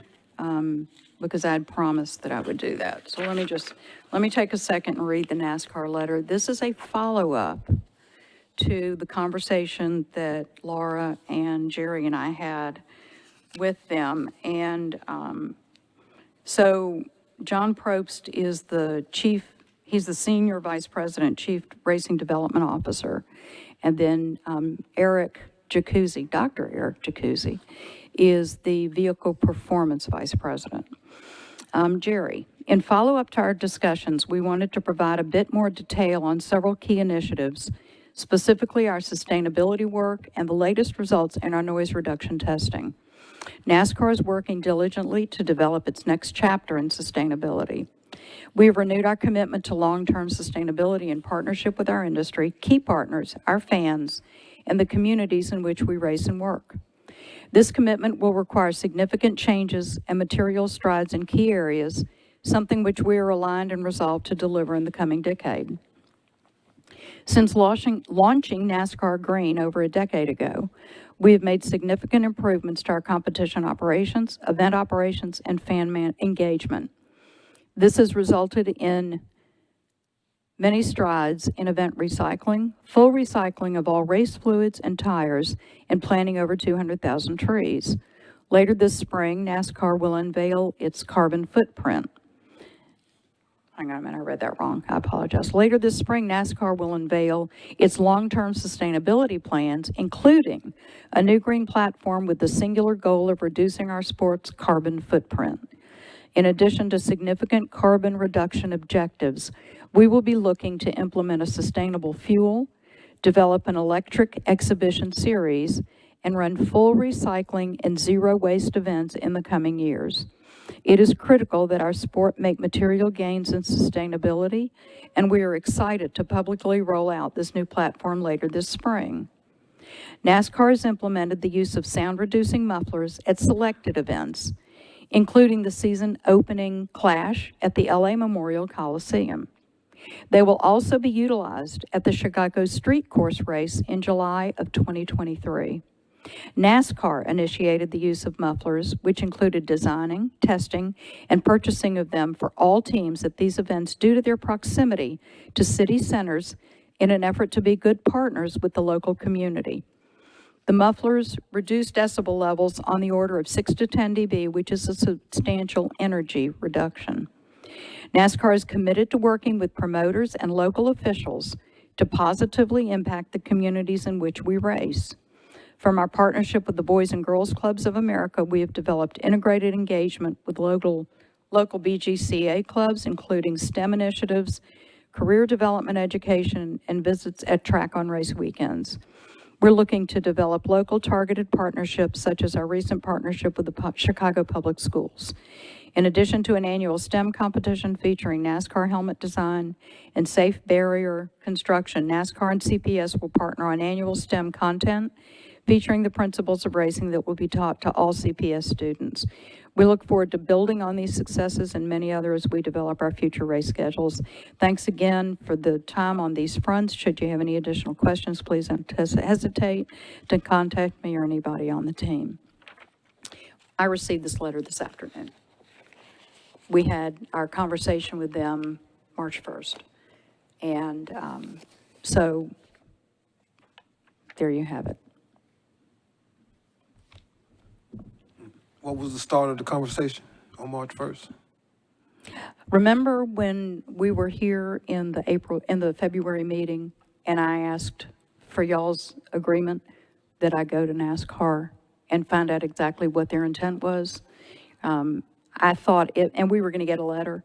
I thought it made more sense to start that with a conversation.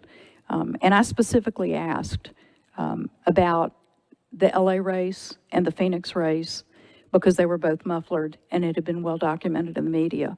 And I wanted to find out if they did it there, what was their plan, what was their intent? And they were quite forthcoming. Jerry arranged for me to talk to them, and this was the synopsis. They had originally told me that I could share anything during that conversation, and I said, I'd rather it come from y'all. I want it in writing, and that's what we got, which was Also- totally consistent with the conversation. But also, Madam Chair, sorry, I've actually been talking about this for the last few meetings, just doing research and preparing for this vote. You see that NASCAR is moving into a direction of electric vehicles.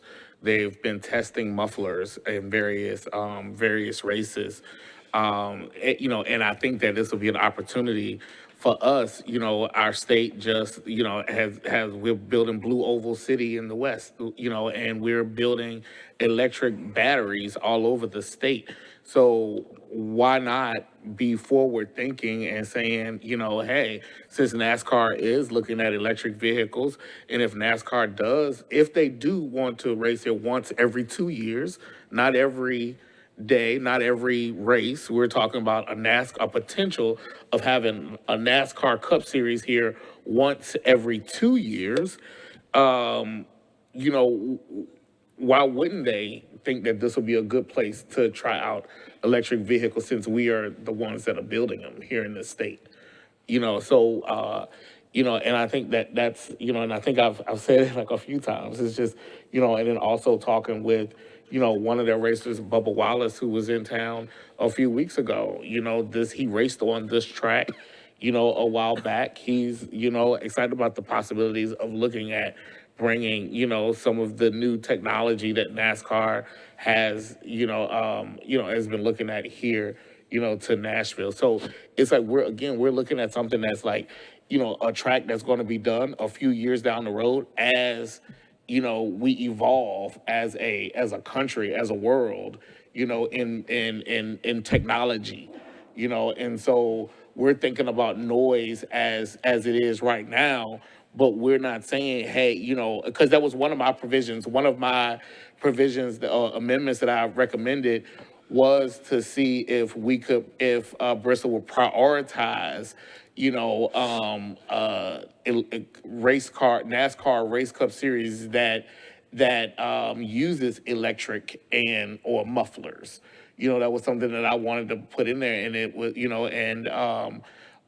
but after having conversations with a few people, like that is the direction in which they're going. Is to make this more efficient. And again, Tennessee is going to be a leader in producing electric vehicles. This could be a perfect opportunity for us. So I'm glad to know you asked about that. I also asked about that as well. And I guess for me, again, it goes back to many years of legal training and trust and verify. Like, if that's the goal, I would love to have seen a commitment in the documents to that effect, that we would move towards muffler use when it becomes available. I mean, it's an easy way to write that. So I didn't see that come through when we got the revised documents back. So I appreciate that you had a similar concern. I'm glad of that.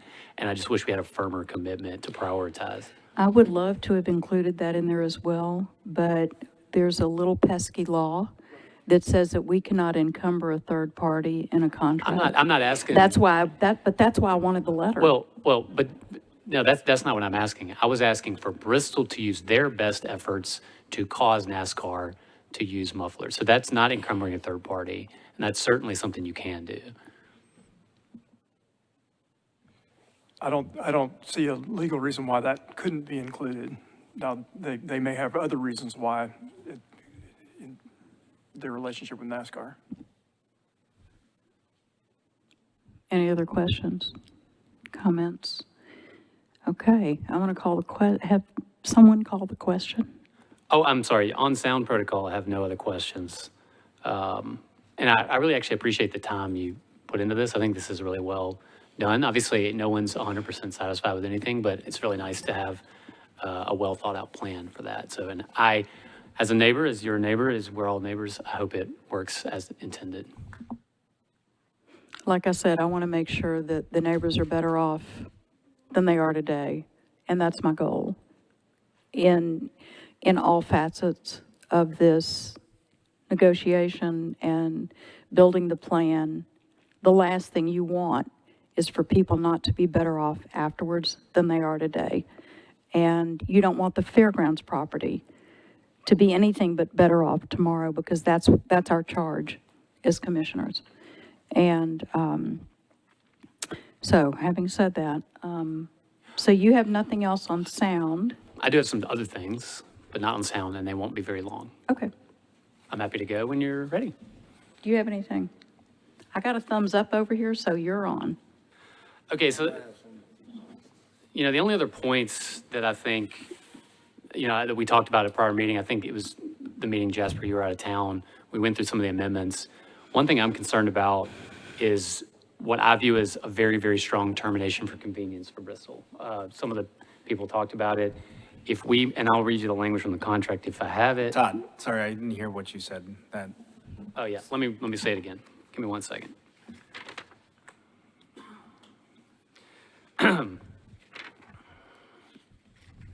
Okay, so one thing I'm very concerned about in the deal, and it's been raised in some of the discussions, is that there's a provision in 10D of the contract that talks about essentially, we, the Fair Board, are in charge of the overall facility, and we make various rules. We've talked about some of those rules to regulate the facility. Bristol has the ability, if they find in their judgment that any rule materially impacts their operations at the facilities, then they can terminate the lease on 30 days' notice. That's in section 10D, which is on page 51 of the Speedway lease agreement. That is, I said that, Jasper missed that meeting, but I said that I thought that was not market, and I thought that was a very, very big problem for us. That gives us basically no ability to create any type of overall scheduling. I'm sorry, any overall, as a long meeting, I apologize, I'm kind of losing my train of thought. It gives us no ability to have an overall sort of cohesive plan for the campus, because if we put any particular rule in place that Bristol views as materially impacting their business operations, they can tell us to rescind it, or they have the ability to terminate, which is too much risk to do. So again, I asked for that to be changed. Had some good conversations with John Cooper with Bristol's team, but then I saw the documents came back the same. So that's one that I think we haven't touched on yet, but is, for me, it's a very, very important amendment that's not present. You want to add anything? I don't have anything to add. That was just one that we weren't able to get. Y'all have anything to add?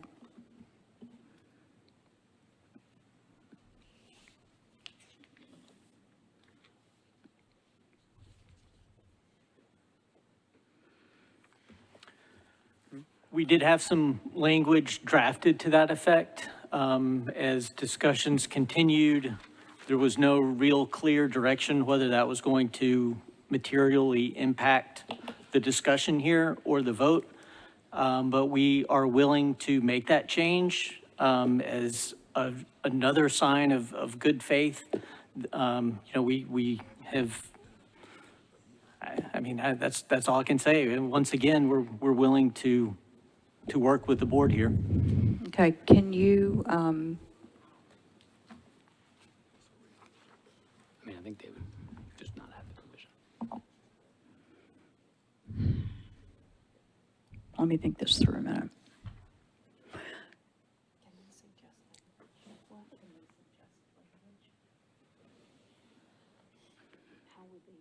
Do you have the suggested language, John? We could just strike it as one option, but I don't want to overpromise what John can promise. Well, let's hear what he, let him pull it. I'm also going to say, again, we can look at it. It's hard to evaluate these things immediately. But This we can isn't certainly look at it. immediate. This isn't immediate. We've all been meeting with them. No, and I'm coming saying, up with I'm talking about the amendments. new language, Sherry, and nothing else, just Okay. the new language, Okay. obviously.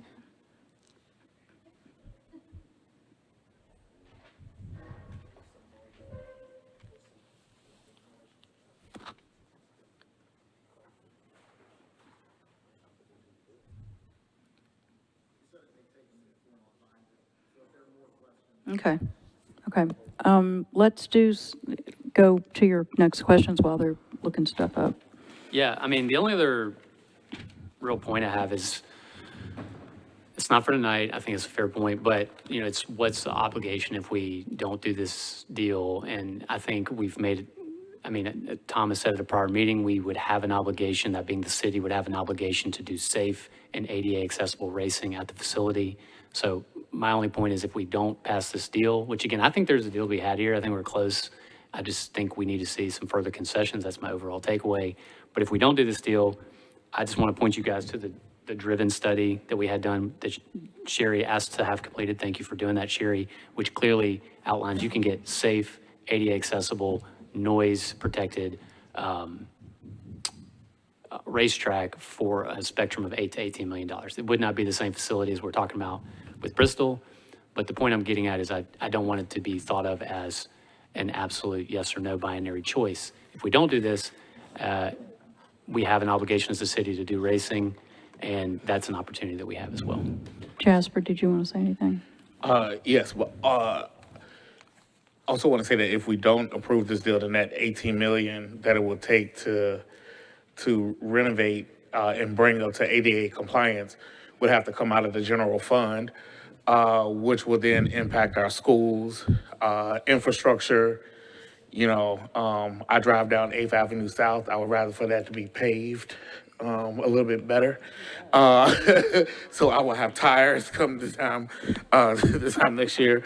So that's also that. So that is, you know, also our choice. So if we do not go with this deal, then the money that will be used, that we would have to use in order to renovate, will come from the general fund, and will directly impact, you know, the citizens. And will we want to be the cause for a property tax increase to cover the obligations? How are we coming over there, guys?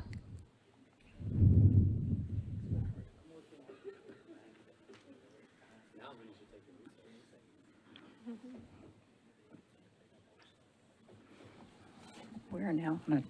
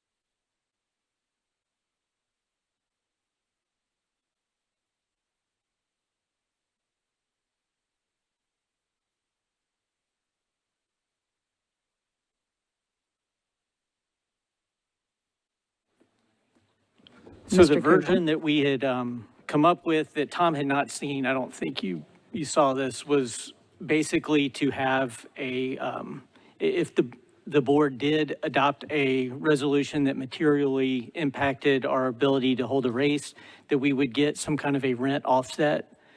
At this point, we're willing just to delete 10D, if that, since that seems to be the big concern, we'll just strike the whole provision. Tom? That won't work. It would have to be that clause. Yeah, so we would strike the clause that it would be that we could terminate with a 30 days notice. Okay. Tom? Yeah, it's, right now, the paragraph says they'll comply with your rules and regulations. That's the lead off, and that needs to stay. So what they're offering is to delete the provision that authorizes them to terminate if there's a rule or regulation adopted by the board that materially impacts their ability to race. Okay, having said that, before we continue, we need a motion to adopt the amendment before we go further, Well, so that we have it on the table for discussion. motion to adopt the amendment as stated, which would be to strike 10D after the comma and provided further that to the end of this paragraph. Is there a second? I second. Okay. Discussion. I want to be clear and fair to the Bristol team. Like, that's not my only concern. I certainly appreciate that concession. I don't know that it satisfies me overall with the overall deal. So I just want to be fair to that. But I do think that's absolutely something that should come out of the deal. Thank you. Anybody else have any questions, comments, concerns about any piece of this? Seeing none, I'm going to ask for a call for the question. I'm sorry, vote on the amendment. I apologize. So Commissioner Owens, Aye. Commissioner Hartley, this is on the amendment only. Aye. Commissioner Hendricks, Aye. Commissioner Aye. Avila, and I am an aye, so it passes. We are back on the proposal as amended. Now, does anybody have any further questions, comments, anything you want to say? Okay, I'm now going to ask for someone to call the question. Don't you call the question? Okay. Commissioner Owens? It's a yes or no?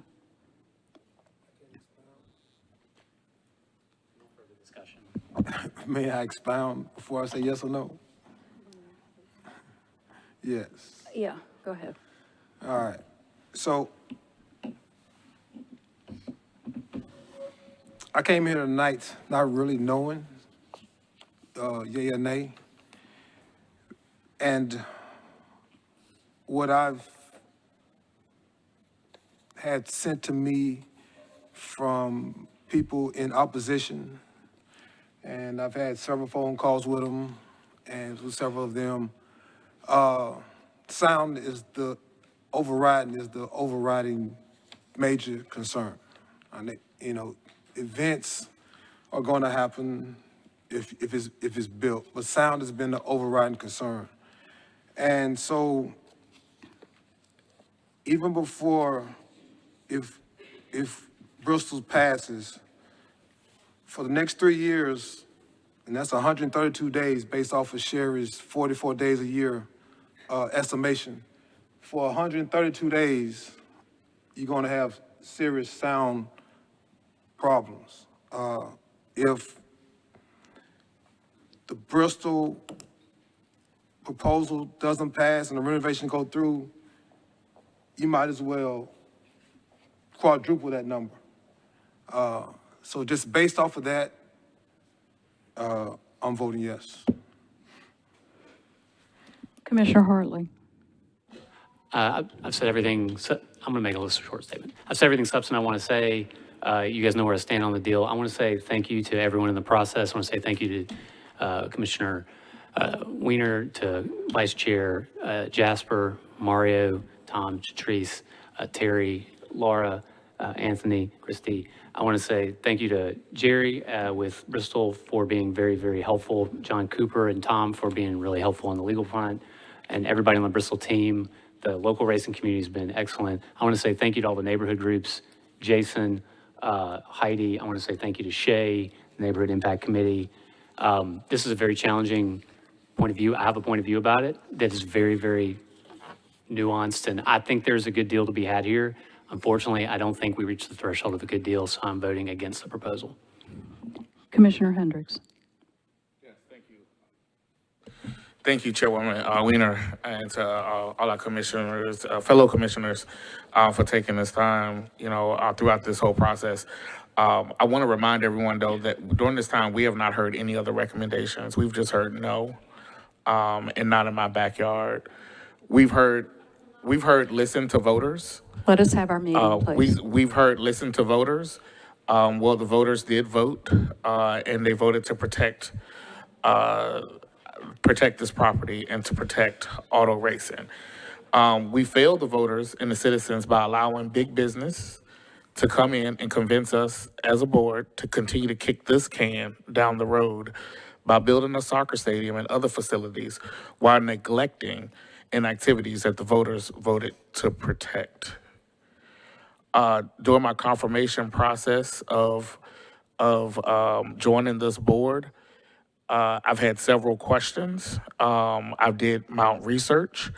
I found a 5-year strategic plan for this fairgrounds property.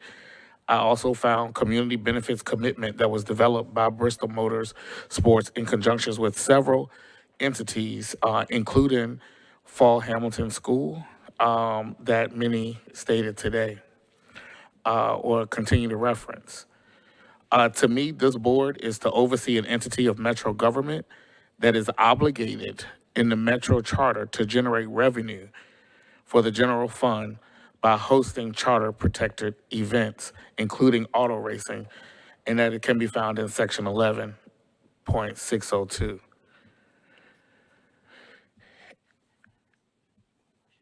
There are some that say that they don't want to bring NASCAR racing here, but as we stated before, and as many have heard, racing has been in this community for 119 years. And what we plan to do is to make it better for the residents.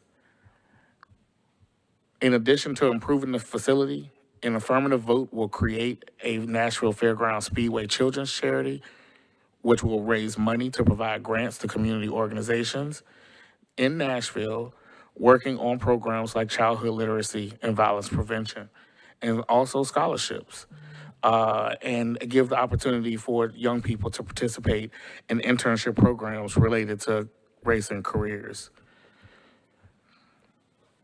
Now, I feel that we have an obligation to abide by the charter, which specifies that we need to protect auto racing. And with that, Madam Chair, I vote yes.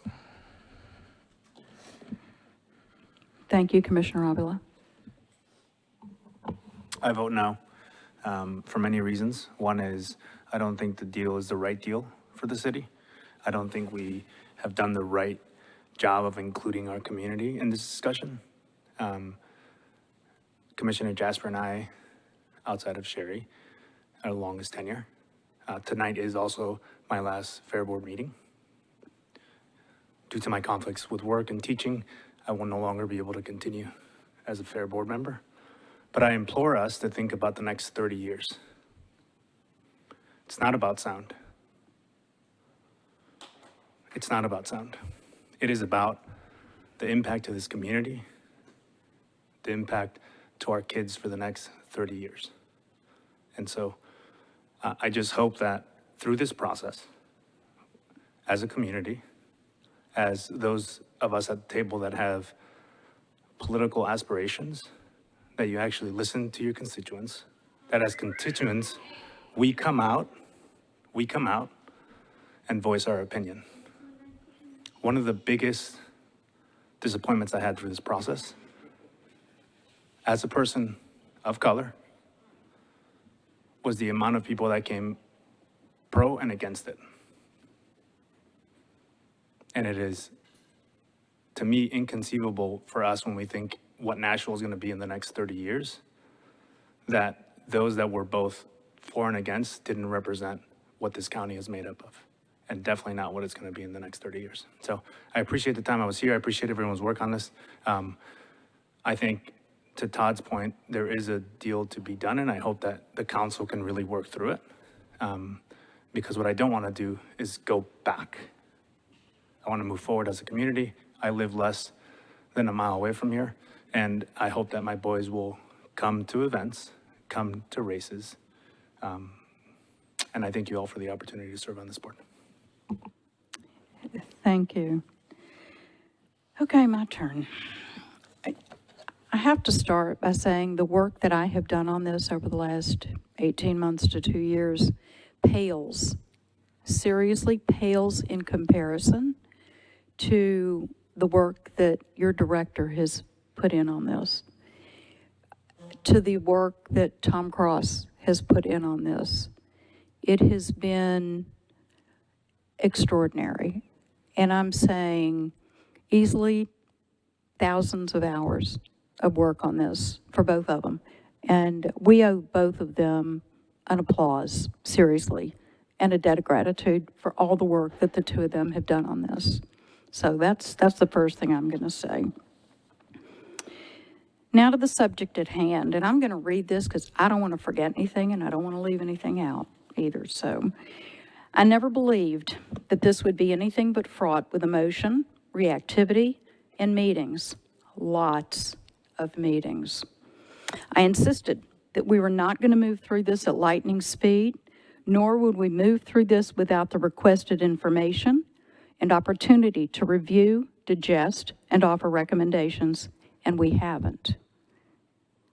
Although Director Womack and I were directly engaged with Bristol and the administration throughout this process, I was dedicated to keeping you, the Fair Board commissioners, and the community apprised and informed.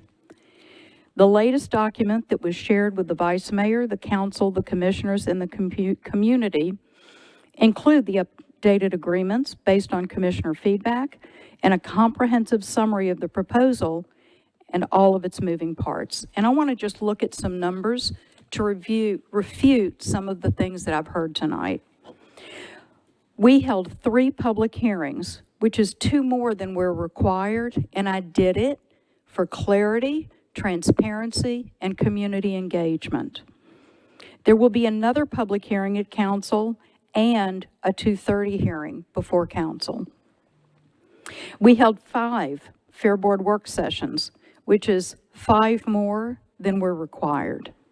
I don't know how this was handled at the Fair Board during the SC debate, because I was busy at the other body, which was also fraught, though, with emotion and angst. I can say firmly that I believe that this offered the commissioners an opportunity to cull through the information in a public way and ask questions transparently.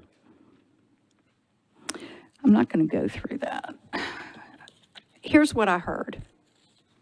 I deplore the noise that comes from the current racetrack. Please implement sound mitigation to the existing track and protect local racing. The noise is horrible that we have to listen to. What we have to endure is nothing less than noise pollution. The exhaust fumes are poisonous. Bristol is paying people to speak on their behalf. The financial plan is flawed. The general fund that pays for schools, police, and fire, for example, can pay to rehab the speedway and provide sound mitigation. And lastly, and the one that's the most hurtful and the most completely out of line and inaccurate, pointed at the commissioners, Bristol, the administration, and the director. Unacceptable. A word to my fellow commissioners. Simply put, thank you for your time, your insight, and your patience as we frustratingly had to amend schedules repeatedly, waiting for requested information and juggling our own schedules. It's been a heavy, heavy lift for everybody, given your family lives, your full-time demanding jobs, and the volume of information we had to cull through. I appreciate your trust in Director Womack and me in representing the board in the negotiations. But back to the proposal. I get it. I've been in the neighborhoods during the practices and the races. And as I shared, we have 44 days that we have to look at, or 133, or multiples of that if this process doesn't go through. And as I shared, what I've been intent on is to help the neighbors not have to live as they have. Among the other areas, though, that I was focused on with Director Womack were not to have a financially lopsided deal, loopholes that we'd be sorry for later, a collaborative scheduling plan, a system for parking and traffic management, and I wanted transparency and clarity for all those that were watching, waiting, and worrying. The transportation and parking plan, Kimley Horn was engaged to provide a plan relative to the design build, and once complete, it will be presented to the Fair Board. That piece couldn't be completed correctly without the design of the property in place, because you don't know what you're managing. In October, I requested with Commissioner support the list and cost of sound mitigation and other measures required to bring the property up to safe and ADA standards. I asked for a conversation with, and finally got the letter today from NASCAR, as to their future intent relative to muffler requirements and sound management. In that letter, they clearly state their intent is to work with the local officials to be good partners, to be good neighbors, as they implement safe sound, which includes mufflers.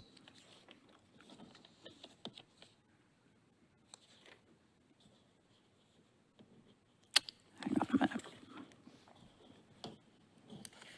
You're lucky I'm skipping through stuff. So here we are, at the crux of my dilemma from the start of this.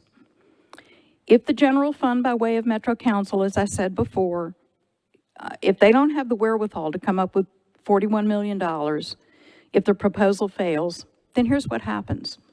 Sound volumes are unlivable, and our neighborhood families continue to suffer 44 days a year, and we lose the opportunity for much-needed upgrades to the facility amidst NASCAR's movement to include mufflers as they have in other cities, which is what we've been told they want.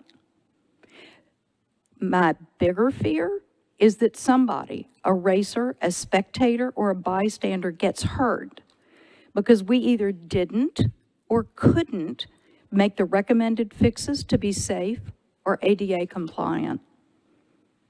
And lastly, Metro loses out on additional revenues to offset higher tax rates as the cost of government increases.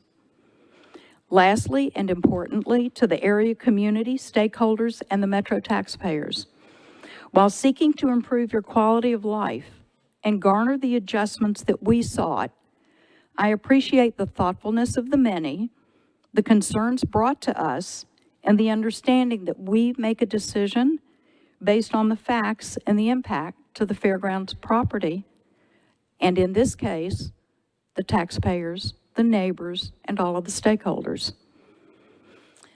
And I vote yes. We will now move into new business. Is there any new business? Oh, back up. Motion passes.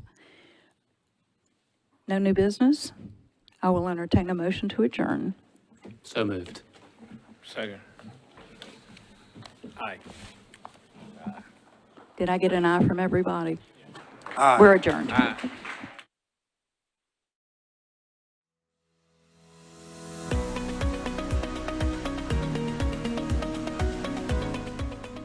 This has been a service of the Metro Nashville Network.